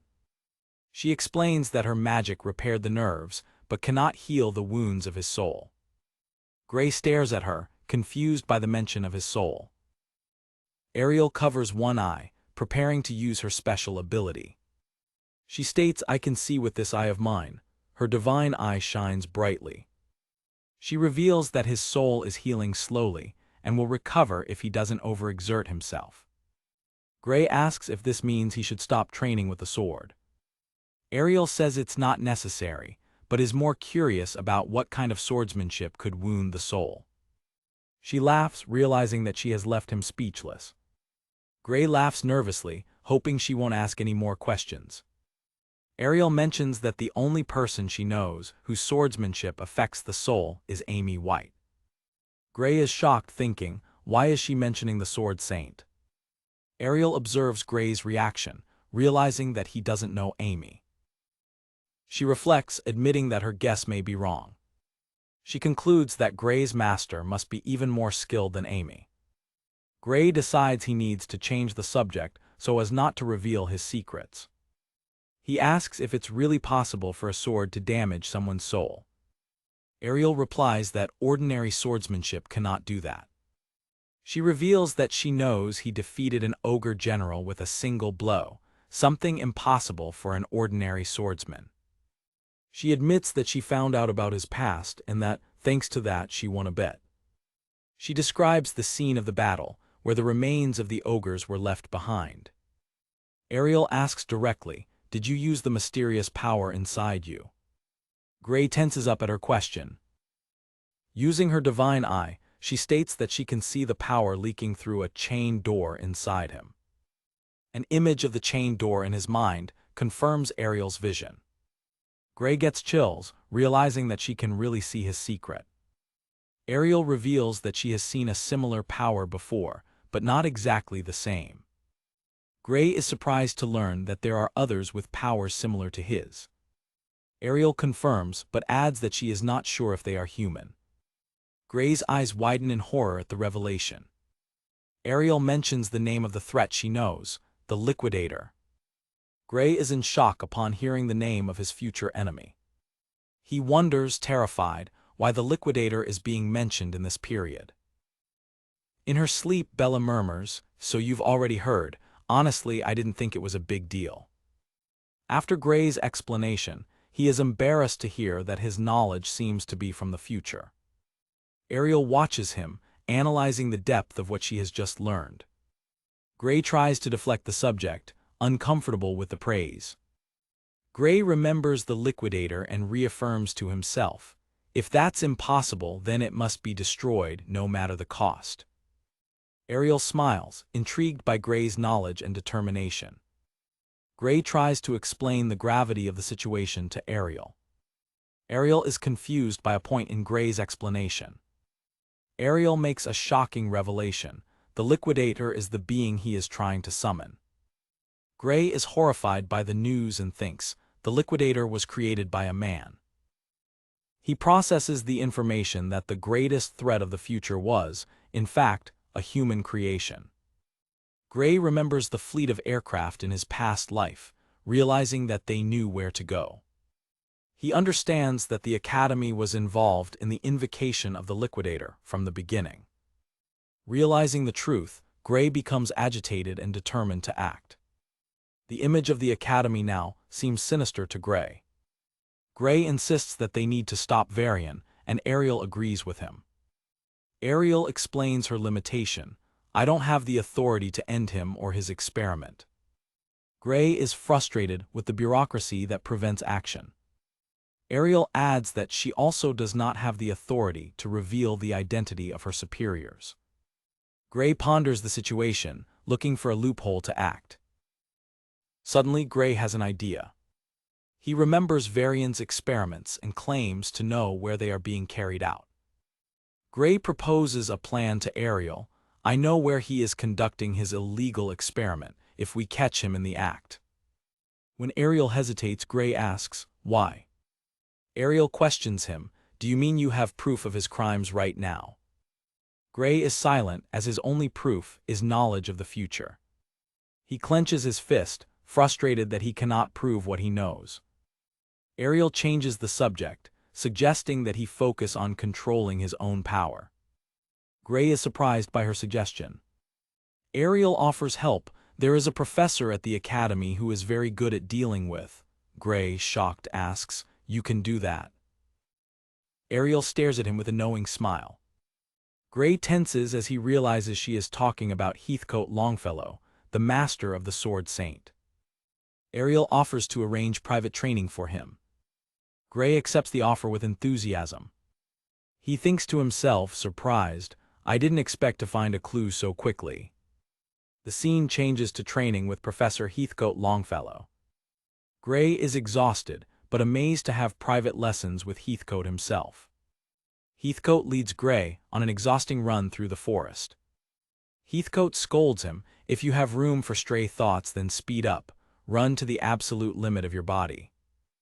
Heathcote explains the method. Only when you burn every drop of physical strength will the power of your soul awaken. We won't touch the sword while you have an ounce of resistance. Understood. Gray runs panting, taking his body to the extreme. Despite the fatigue, Gray continues running with determination. Days later, Gray reports to Professor Ariel's office. He tells Ariel about his progress in training with Heathcote. Ariel smiles, satisfied with the report. The conversation is interrupted by a knock on the door. A messenger delivers Ariel a sealed letter. Gray watches Ariel as she opens and reads the letter. Ariel's expression becomes somber as she reads the contents. Ariel shows the letter to Gray. Gray's eyes widen in horror as he reads Varian's letter. Gray explodes with rage, shouting, "This is madness." He holds the letter, which informs that Bella's surgery will proceed as planned. Ariel confirms the situation to a furious Gray. She explains that Bella's only options are expulsion or surgery, as the contract is inflexible. Gray faces the situation, feeling powerless. He slams his hand on the table, frustrated and angry. Seeing his determination, Ariel changes her posture and asks him to tell her where Bradley's lab is. Gray is surprised by her sudden change of plans. He smiles, realizing that they will finally act. Gray smiles relieved, ready for the mission. Ariel confesses that her divine eye confirmed that Gray was telling the truth all along. Her divine eye shines, indicating her conviction. Ariel looks at Gray with renewed determination. Gray is touched by the faith she has placed in him. Ariel asks Gray to guide her, so they can expose Bradley's crimes together. With a resolute look, Ariel prepares to confront Bradley. Gray reveals to Ariel that Bradley's lab is located in the Toral Mountains. The scene shows the Toral Mountains, the location of the lab. Ariel confirms that she knows the location, as Bradley has a lab authorized by the Academy there. Gray is surprised, questioning why someone would conduct illegal experiments in an authorized lab. Ariel explains that it's the perfect disguise, as no one would suspect. She adds that no other professor has the authority to interfere with his research there. Gray processes the gravity of the situation, looking worried. Bella knocks on the door, and Ariel invites her in. Bella enters, nervous, holding the letter she received from Varian. Ariel takes the letter to examine it. Ariel takes the letter from Bella and says, "I'll take care of it." Confused, Bella asks Ariel what she intends to do. Bella asks if Ariel plans to confront Varian because of her. Ariel smiles, finding Bella's concern amusing. She confidently states that she is more than enough to handle the situation alone. Bella and Gray are anxious about Ariel's determination. Gray interrupts Ariel before she leaves and says, "Please wait, I'm going too." Bella also offers, "Me too, after all it's my problem." Ariel refuses, explaining that Varian is a lunatic who conducts human experiments. She warns them about how dangerous and unpredictable he is. Gray argues that his presence would be useful, especially if he uses his power. Ariel listens to Gray's argument, looking surprised. Gray and Bella insist, asking to decide their own fate as they will also be affected. Ariel reflects on the determined argument of the two. After a moment, Ariel yields and agrees to their participation. She imposes a condition: they must prioritize their own safety above all else. With her divine eye shining, she asks seriously, "Do you understand?" Gray and Bella agree to the condition. The trio arrives at Bradley's lab at night. Bella asks, is he really doing his illegal experiments here? Ariel confirms the location and the objective, to find evidence of Varian's crimes. Gray assures that he remembers the place from his past life and that there is no mistake. Bella expresses her concern about how they will get the evidence without being caught. Ariel explains that Varian is not there and that the main entrance must have traps, so they will enter through the wall. Bella remains apprehensive about the invasion plan. Ariel tells Bella that she doesn't have to go if she doesn't want to, as invading is already a crime anyway. Determined, Bella clenches her fist, determined to continue. Bella says that Ariel is doing all this for her. Ariel corrects Bella, stating that stopping Varian is for the good of the whole world. Gray reinforces the gravity of the situation. If we don't stop him, the whole world will be sacrificed. Bella is shocked and confused by Gray's revelation. Ariel agrees with Gray, stating that Bradley must be stopped. She smiles to reassure Bella, promising that she will risk her life for her. With the decision made, the trio advances towards the lab. Ariel casts a powerful spell, opening a hole in the wall of the facility. A huge explosion destroys part of the lab structure. Gray observes the explosion, impressed with Ariel's exaggerated power. The group enters the lab through the newly created hole.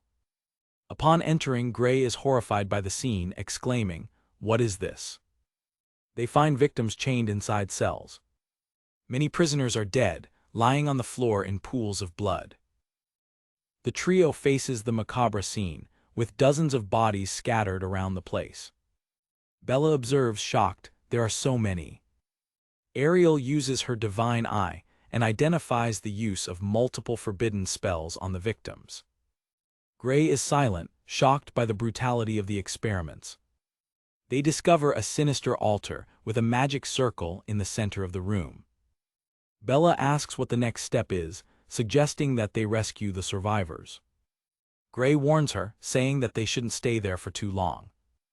A threatening voice interrupts them from the shadows. Varian Bradley appears and asks, "Were you calling me?" Ariel confronts him, "What happened to your conference, Varian?"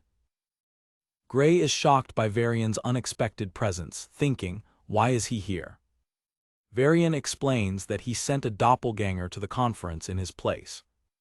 He says he had an important experiment to conduct. He reveals that he has obtained new materials for his experiments, referring to the prisoners. Varian stares at them, sinister. He announces with a smile, "Change of plans." The trio realizes that they have become Varian's new targets. Varian observes them, considering them his new research materials. He comments that since no one knows they are there, no one will suspect if they disappear. The group prepares to fight, understanding the mortal threat they face. Varian smiles maliciously, stating, "No one would suspect me." Varian faces the group and says that their sacrifice will expand the limits of magic. Bella questions him, "Don't tell me you plan to use us as guinea pigs." With a sinister smile, Varian promises, "I'll make sure you're used in the best way possible." Suddenly, a burst of fire is launched towards Varian, who reacts in surprise. The fireball hits Varian in a large explosion. Ariel watches the scene, surprised by the attack. It is revealed that Bella was the one who cast the fire spell. Bella and Ariel watch the results of the attack tense. Varian emerges from the flames, completely unharmed. He praises Ariel for her choice of student, commenting, "Ariel of the Divine Eye hasn't lost her touch." Varian smiles, impressed with Bella's power, and threatens to investigate other students recruited by the Divine Eye. Bella confronts him, stating that a student from the academy tried to assassinate a professor. She stares at him with determination, declaring that it is better to kill than to be killed. Ariel announces the retreat. "We already have our proof, the academy can take care of the rest." Varian refuses to let them go and casts a dark energy spell. "Did you think I would simply let you go?" The dark energy advances rapidly towards Bella. Ariel jumps in front of Bella to protect her, conjuring a magical barrier. Ariel sustains the barrier, blocking Varian's attack. Varian reveals the name of his spell. "This is one of the fruits of my research, the Flame of Gluttony." He explains that it is a fire that devours defensive magic. The Flame of Gluttony collides with Ariel's barrier, using the defensive magic as fuel. Ariel's barrier begins to crack, as the Flame of Gluttony cannot be blocked. Ariel struggles to maintain her barrier, which continues to shatter. Ariel uses her Divine Eye to reinforce her defense. She manages to push Varian's attack back momentarily. Varian's attack continues to pressure the barrier. Ariel throws an item to Bella and orders, "Bella, take this spell memory bag to Gray." Bella catches the cubic item that Ariel threw to her. Bella slams her staff on the ground, creating her own protective barrier. Bella's barrier expands, reinforcing the group's defense. Ariel shouts to Bella, "Hurry up and go." Bella points out that Ariel's barrier is breaking and offers, "Let me take care of this." Ariel reminds her of her promise, "If something goes wrong, put your life first." Varian's magic is clearly unnatural. Ariel's barrier finally shatters.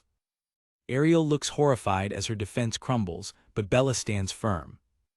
Bella's barrier manages to contain Varian's Flame of Gluttony. Ariel is shocked to see that Bella's barrier resisted, and Bella explains that the spell only needed a different type of defense magic. Varian shouts furious, demanding to know how she knows the counterspell. "How do you know?" Bella responds calmly, "Someone recently taught me a new theory." Varian grinds his teeth in anger.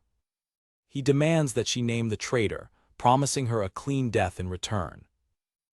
Bella smiles, teasing him by saying that the person's identity is a secret. A memory shows Gray explaining his theory of magic to Bella. The memory continues, showing that Gray's formula, although contradictory, should work. Varian becomes even more enraged by her provocation. He picks up a large red crystal and threatens, "Then burn alive for me." Varian crushes the crystal with his hand, releasing a new wave of power. Ghostly skulls emerge from the dark energy, forming a new attack. The dark spell intensifies. The attack advances towards Bella's barrier. Gray asks Bella if she is okay. Bella struggles to maintain the barrier, showing signs of exhaustion. Varian mocks her, stating that her mana reserves will not last much longer. Bella asks Ariel to attack now, as she can no longer hold the barrier. Ariel activates her Divine Eye to find a weakness in Varian's attack. She locates a weak point, saying, "The flames are thin at that point. I can project mana outside the barrier." Ariel projects her mana through Bella's barrier. She casts a powerful electric spell. The electric attack advances towards Varian. Ariel's spell travels through Varian's flames, losing strength. The attack dissipates completely before reaching its target. Varian taunts her, "You're not even reaching me." Ariel is shocked by the failure, while Gray remembers that her offensive magic is weak. Bella warns that she is at her limit and that the barrier will fall. Exhausted, Bella's barrier begins to fail. Ariel prepares for the worst, regretting not having forced Bella to flee. Gray steps forward, drawing his sword and telling them to leave the fight to him. Bella questions him, worried that his sword does not have the reach to hit Varian. Gray reassures her, telling her not to worry. Ariel warns him about the danger of using his power again, reminding him that his arm may never recover. Gray smiles and says that it is better for him to die alone than for all of them. Gray prepares to attack, his sword glowing with energy. Varian notices the light and turns around, surprised. Gray moves in the blink of an eye, his reflection appearing in Varian's glasses. Varian is shocked to see Gray appear instantly in front of him. With a single swift blow, Gray decapitates Varian. Varian's head flies through the air as his body falls. Gray stares at the result of his attack, his eyes glowing red. Gray observes Varian's decapitated body, while Bella and Ariel look at the scene in shock. Bella is terrified by Gray's display of power.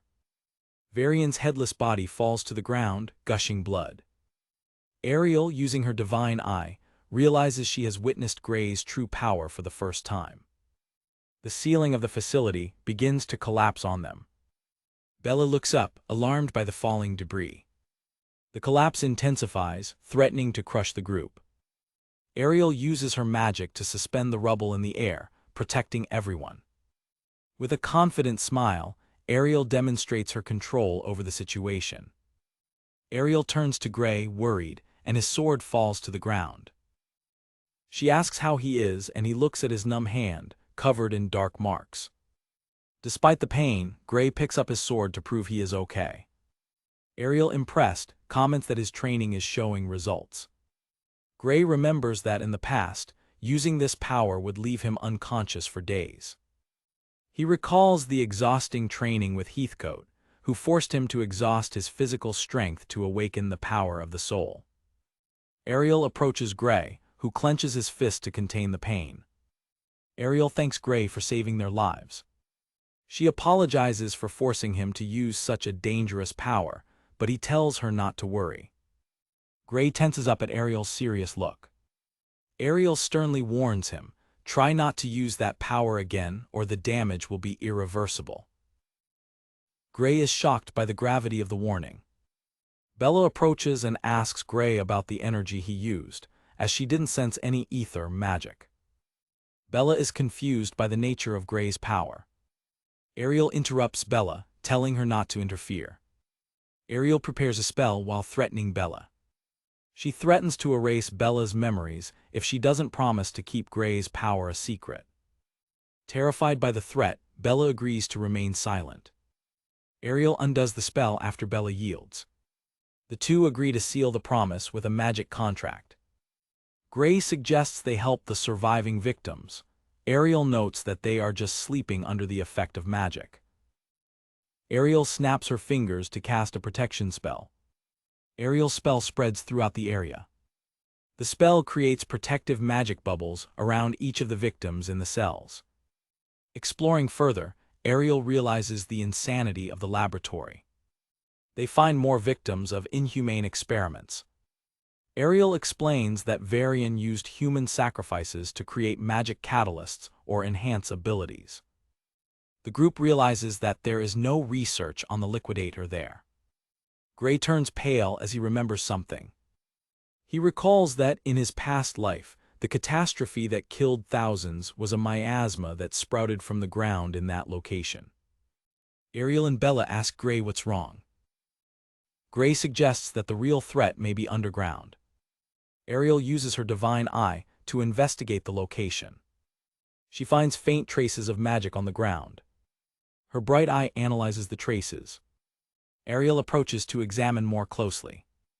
She kneels and confirms the traces with her divine eye. Ariel explains that she found traces of short-range teleportation magic. She deduces that the underground location can only be accessed by teleportation. Gray becomes anxious, as the depth of 300 meters seems like an obstacle. Ariel snaps her fingers, preparing her own teleportation spell. She creates a large teleportation portal on the ground. Determined, Ariel activates the portal to take the group underground. Despite the risk, the trio enters the portal. They arrive at a vast and desolate underground city. Ariel observes the pale and sinister cityscape. Bella senses a tremendous amount of ether coming from a specific point. She points to a central structure from where the magical energy emanates. Ariel senses a second energy, different and much more powerful, coming from the same place. Gray asks if that strange power is similar to his. Ariel stares at him, terrified by the confirmation. She reveals it's the power of the Liquidator. The trio arrives at the entrance of a huge, modern structure in the underground city. Inside, they find a vast hall with a single door at the end. Bella asks, "A door?" Ariel walks towards the door, stating, "The power is definitely coming from here." Ariel approaches the imposing door. She pushes the door open. Ariel enters the secret chamber. From inside the room, she turns to call Gray and Bella. Ariel positions herself in the center of the chamber. The room contains a circle of magical and technological platforms. The platforms activate, releasing an immense wave of energy. Frightened, Gray shouts, "What's happening? Are you trying to summon the Liquidator or something?" Bella struggles to stand and says, "This magic is too dangerous. We have to turn it off now." Ariel warns them not to enter, explaining that, according to her prediction, the facility cannot summon the Liquidator. The energy is so intense that it begins to create cracks in space. Gray and Bella watch, alarmed by the uncontrolled power. The magical energy continues to emanate violently from the platforms. Gray and Bella look confused at the phenomenon. Ariel begins to explain the true purpose of that technology. She reveals they only open a small crack to where he exists, and then channel the power that leaks out. A crystalline and dark core materializes in the air. Ariel analyzes, it looks like about 10 souls. With her divine eye, she concludes that Varian used human lives to create the core. It is shown that the victims of the laboratory were used as raw material. Bella questions why anyone would do such a thing. Ariel replies, "Didn't you see?" She reminds Bella about the black flame that Varian used in the fight. Ariel explains that the core, when finished, will look like the crystals that Varian used to amplify his power. The core floats while the energy around it begins to diminish. The cracks in space close as the power dissipates. Gray assumes that Varian was not trying to summon the Liquidator. Ariel admits that she is not sure, but the platforms were pushed to the limit. Ariel approaches one of the platforms to examine it closely. Bella is amazed by the technology, saying that she has never seen such precise space-bending magic. Ariel states making one of these would cost the budget of a nation, but having 8. When Bella suggests the Discar Empire, Ariel denies, "No, not them." Ariel explains that not even the largest nation in the world would have the magical resources for such a project. Bella is confused, unable to think of another organization capable of this. Bella asks Ariel who else it could be. Gray listens to the explanation and comes to a dark conclusion. He prepares to tell the organization he suspects. Gray suggests the World Union Academy. Ariel agrees, stating that no other research body could fund this.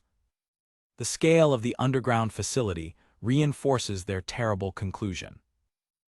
Shocked, Bella argues, but the Academy exists to protect the world. Ariel looks at her, understanding her difficulty in accepting the truth. Gray ponders that most in the Academy must still fight for humanity. He remembers his past life, when the elite forces of the Academy fought on the front lines.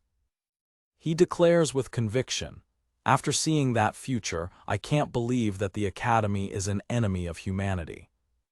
Ariel agrees with him, It's exactly as you said. She adds that most of the Academy probably acts for the benefit of humanity. However, she warns that the Academy is immense and full of factions, and no one knows the full picture. Ariel concludes that Varian could not have done this alone and had help from within the Academy. Bella asks nervously if this means they can no longer trust the Academy. Ariel confirms that, after decades of observation, she has learned that the Academy is not an organization to be blindly trusted. She speculates that those responsible probably convinced themselves that their actions were for a greater good. The door to the laboratory now represents the dark secrets they have discovered. Gray asks how they can find the mastermind behind everything. Ariel replies that there are no communication devices on site. She adds that the cover-up was so meticulous that it left no magical residue behind. Suddenly, a violent explosion occurs behind them. Gray shouts startled, "What was that?" The entire facility begins to explode and collapse around them. Ariel calmly deduces that a self-destruct mechanism has been activated to eliminate intruders. In a panic, Bella shouts, "We need to get out of here." Ariel reassures her, saying that the Academy professors are not weak enough to die from magical explosives, and begins to prepare an escape spell. As the underground facility collapses, Ariel activates a teleportation magic circle to escape with the group. The magic platforms they found serve as a catalyst for the escape spell. The teleportation energy protects them from the falling debris. With a flash of light, the group disappears from the collapsing location. Ariel's spell teleports them to the surface, bringing with them the rescued victims and the valuable magic platforms. The victims of Varian's lab are safe, scattered on the ground. Gray and Bella look at Ariel. Gray seems relieved, while Bella is still visibly shaken by the narrow escape. Ariel smiles and says, "But it was worth it, we got this," pointing to the platform she managed to save. The magic platforms recovered from Varian's lab. The trio enters the Academy headmaster's office. The Academy headmaster, Orodrom Alexandro, greets them and thanks them for stopping Varian's experiments. The headmaster analyzes the schematics of the magic platforms they recovered. Ariel argues that Varian couldn't have gotten all 8 platforms alone. The headmaster reveals shocking information, confirming that the components were stolen and that 78 transport agents were annihilated. Gray, Bella, and Ariel are shocked by the revelation. Ariel asks suspiciously, "Don't tell me, was it the incident from 15 years ago?" The headmaster confirms, "That's right, the stolen cargo back then contained these engines." The headmaster tells them, "You've heard the name." Bella interrupts angrily, calling them parasites of the world that always come back, no matter what. With fury in her eyes, Bella reveals, "They killed my parents too." The headmaster explains that the criminal organization, the Blood Drinkers, always resurfaces and that no one knows where they hide. It is revealed that they are responsible for more than 70% of crime-related deaths.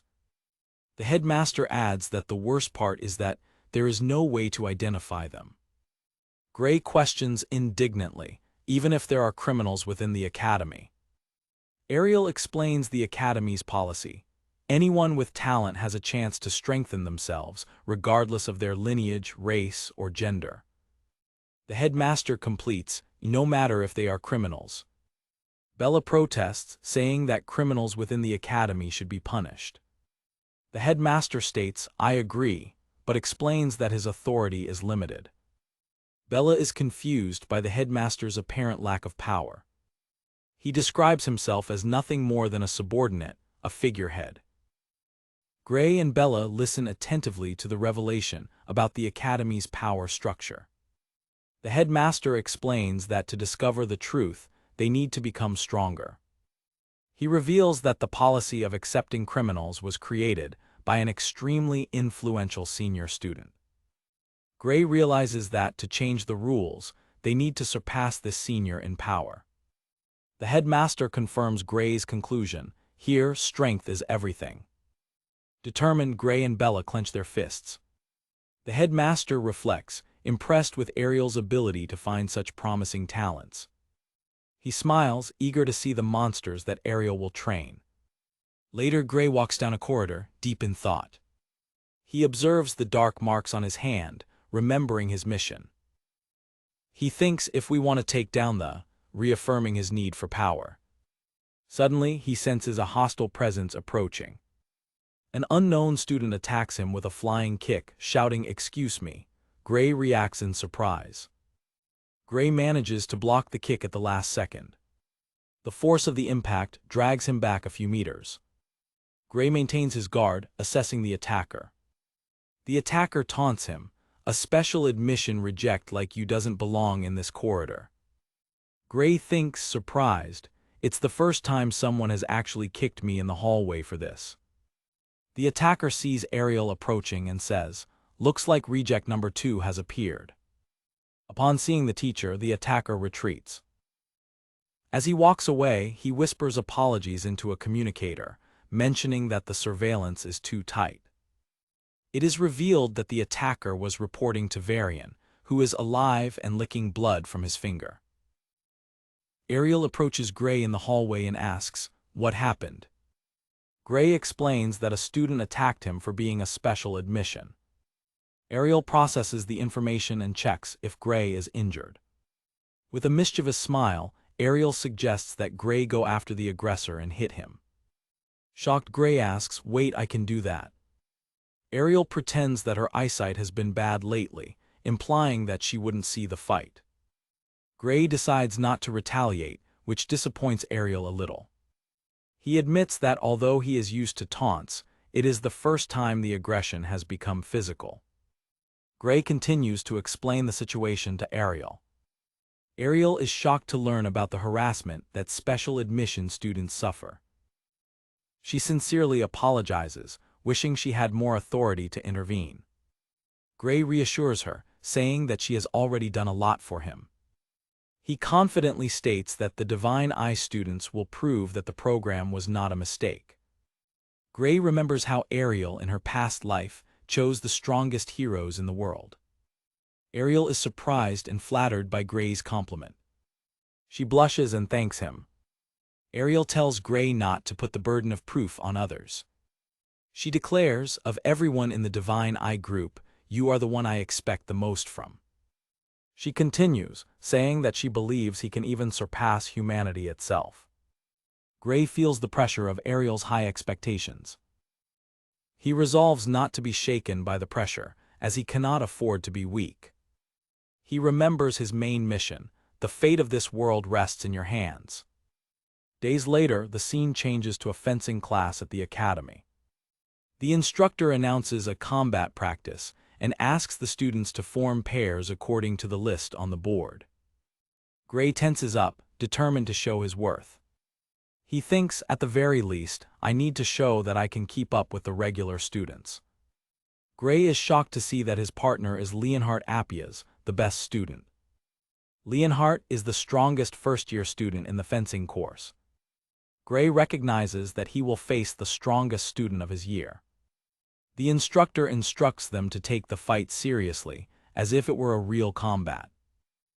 Gray is nervous because he knows that Leonhardt does not like special admission students. He fears that Leonhardt is eager for the chance to defeat him. Leonhardt approaches Gray from behind, surprising him with a hello. Excited, Leonhardt says that he is happy to be able to fight with Lord Gray. Gray is terrified by his opponent's intense enthusiasm. He is sure that Leonhardt is loving the opportunity to be able to legally assault him. Gray thinks that Leonhardt's smile is too bright and confirms his suspicions. The students gather in the arena for the start of training. The instructor shouts "Start," and the duels begin. Leonhardt immediately advances against Gray with a fierce attack. Gray manages to block the first powerful blow. The clash of swords produces sparks. The two exchange a series of quick and powerful blows. Leonhardt maintains the pressure with his relentless attacks. Gray narrowly dodges another devastating blow. Gray struggles to contain Leonhardt's brute force, needing to use both hands on his sword. Despite the strength disadvantage, Gray manages to parry Leonhardt's attacks. Leonhardt praises Gray, saying that it is hard to believe that he did not enter through regular admission. Gray remains silent, fully focused on the fight. The exchange of blows continues at a frenetic pace. Gray admits to himself that he cannot match his opponent's raw power. He recognizes that Leonhardt's fencing is a classic style, but perfected to a terrifying level. Gray thinks that for someone who has only lived one life, Leonhardt is a true monster. The other students stop fighting to watch the impressive duel. The spectators are shocked to see that Gray is managing to keep up with Leonhardt. Leonhardt, having fun, states that he could fight all day. Gray begins to feel the fatigue of the intense fight. The fierce duel continues through the arena. Leonhardt smiles, clearly enjoying every moment of the combat. Realizing his stamina is rapidly decreasing, Gray knows he needs to end the fight now. He remembers the instructor's words to treat the fight as real and has an idea. Gray prepares to put his plan into action. When Leonhardt advances for a final blow, Gray dodges under the attack. He uses his hand to support himself on the ground and quickly change position. Leonhardt is shocked by the unexpected maneuver, exclaiming, "What?" Gray takes advantage of the opening and lands a precise blow on Leonhardt's Achilles tendon. Leonhardt is thrown back by Gray's surprise attack and shouts in shock, "What?" Leonhardt realizes that Gray is treating the duel like a real life-or-death battle. The fight ends with Gray's sword stopping inches from Leonhardt's throat. Gray stands over the defeated Leonhardt, victorious. Gray offers his hand to help Leonhardt up, sighing in relief. Leonhardt refuses the help and disputes the result, saying, "No, that's not quite it." He analyzes that he was just swinging his sword wildly, while Gray could have fatally pierced him. Leonhardt stares at Gray, confirming that he forced himself to stop the final blow. Gray replies, embarrassed, that attacking the heart in a practice fight would be an exaggeration. With a smile, Leonhardt admits his defeat, which still means I lost. He thanks Gray for the lesson, recognizing that fighting is more than just swordsmanship. Gray admits that his move was a bit dirty for a fencing class. Leonhardt gets up and argues that there is no cheating in a real combat as the instructor asked. The footsteps of a new student approach, interrupting the conversation. Excited, Leonhardt challenges Gray to another round.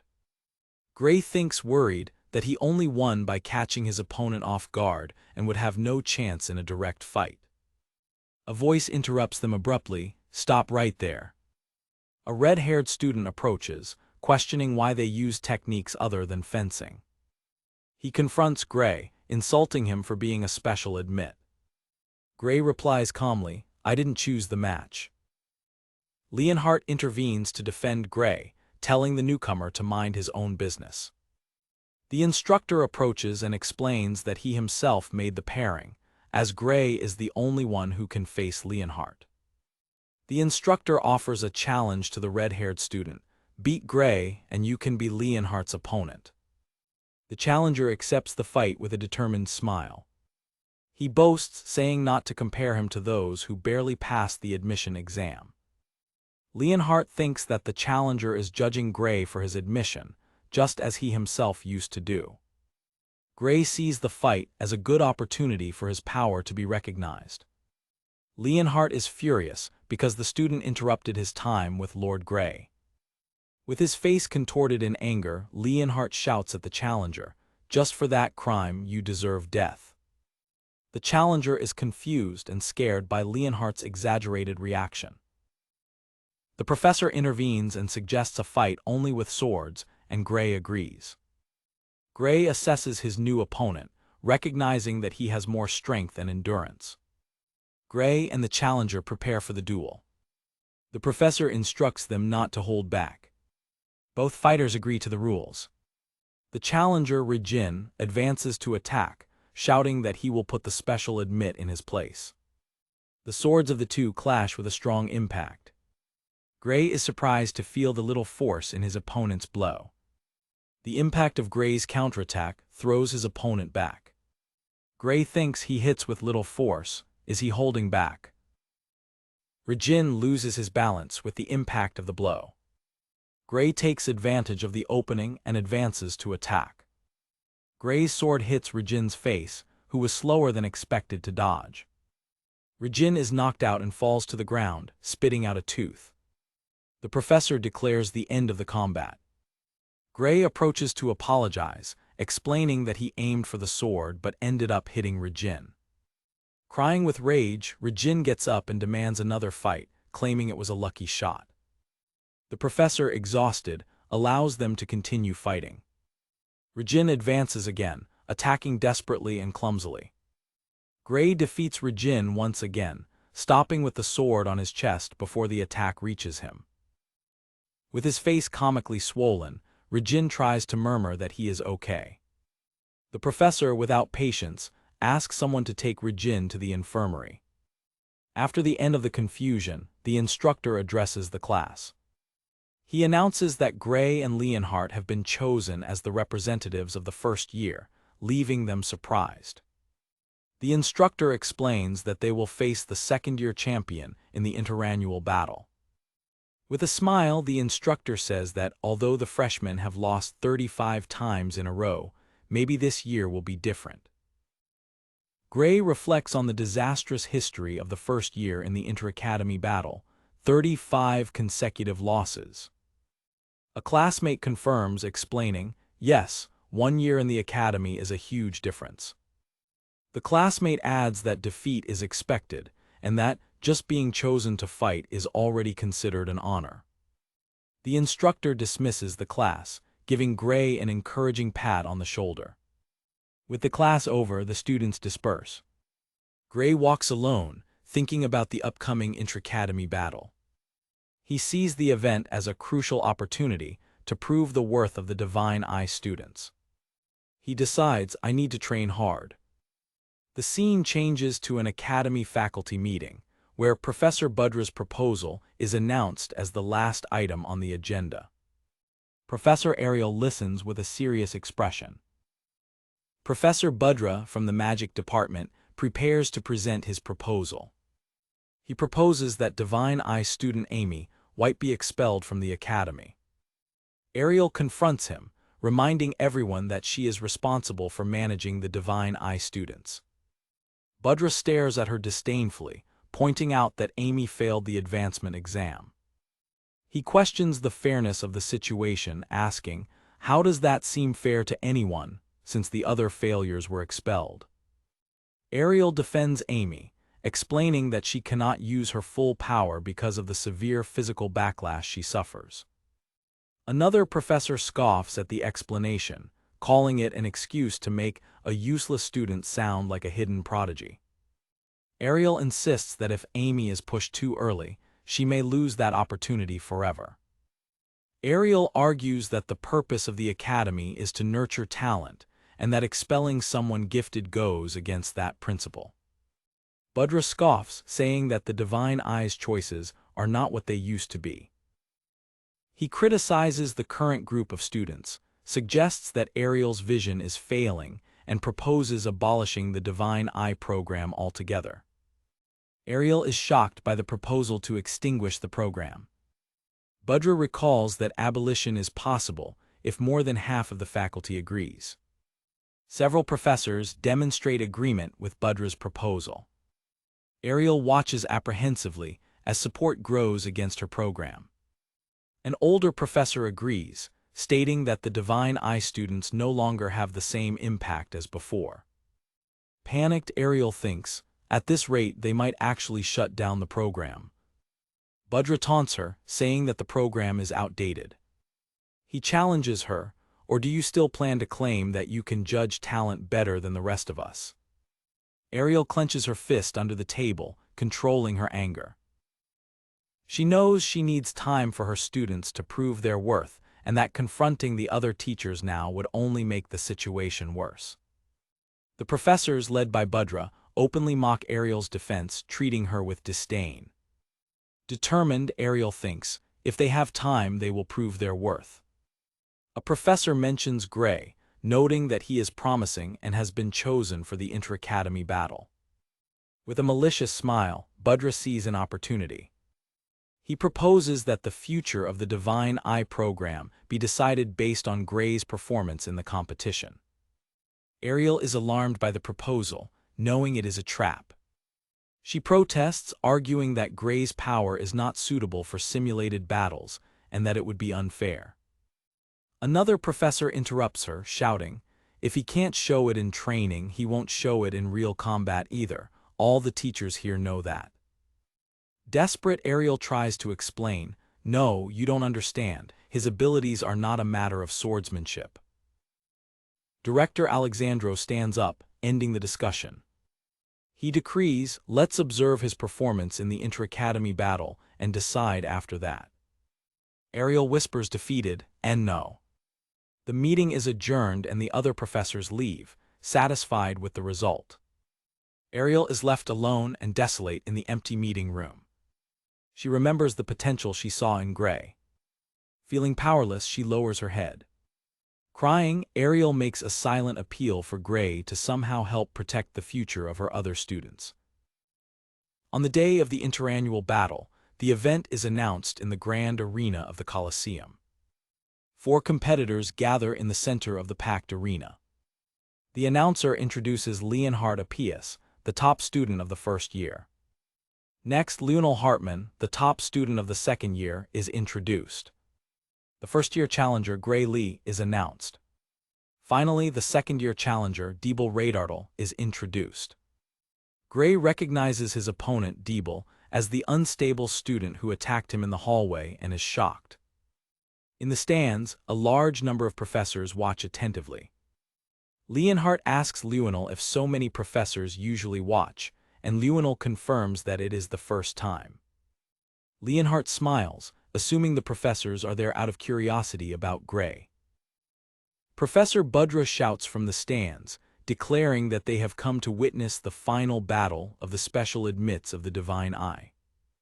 Gray, confused, asks what he means by final. Budra reveals with a malicious smile, the Divine Eye class is being abolished.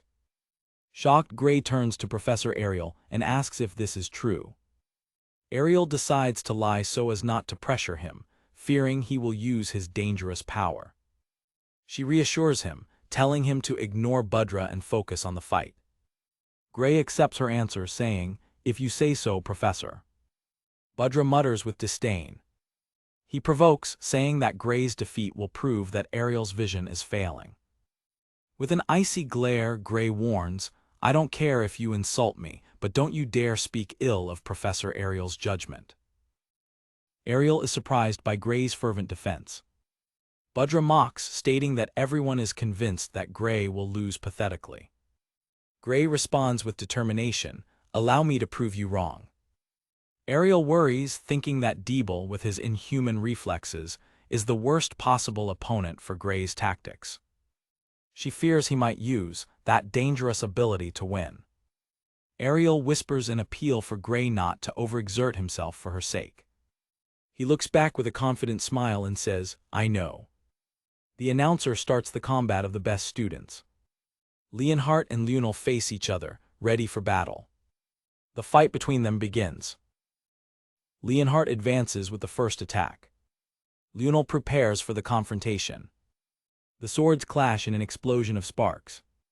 The two exchange a series of blows at high speed. Lionel manages to disarm Leonhardt and knocks him down with a kick. Lionel praises Leonhardt's strength, admitting that he is stronger than he was in the first year. With his eyes shining, Lionel decides to speed up the pace of the fight. Lionel unleashes a barrage of attacks, overwhelming Leonhardt's defense. Leonhardt's protection crystal shatters, signaling his defeat. The judge declares Lionel the winner. As he leaves the arena, Leonhardt wishes Gray good luck. Gray enters the arena, determined, reminding himself that he has faced worse monsters. He convinces himself that this fight is winnable. He drags the tip of his sword across the arena floor, creating sparks. On the other side, Diebel murmurs that he will send his opponent to hell. With a crazed smile, Deeble shouts hell, revealing his murderous intent.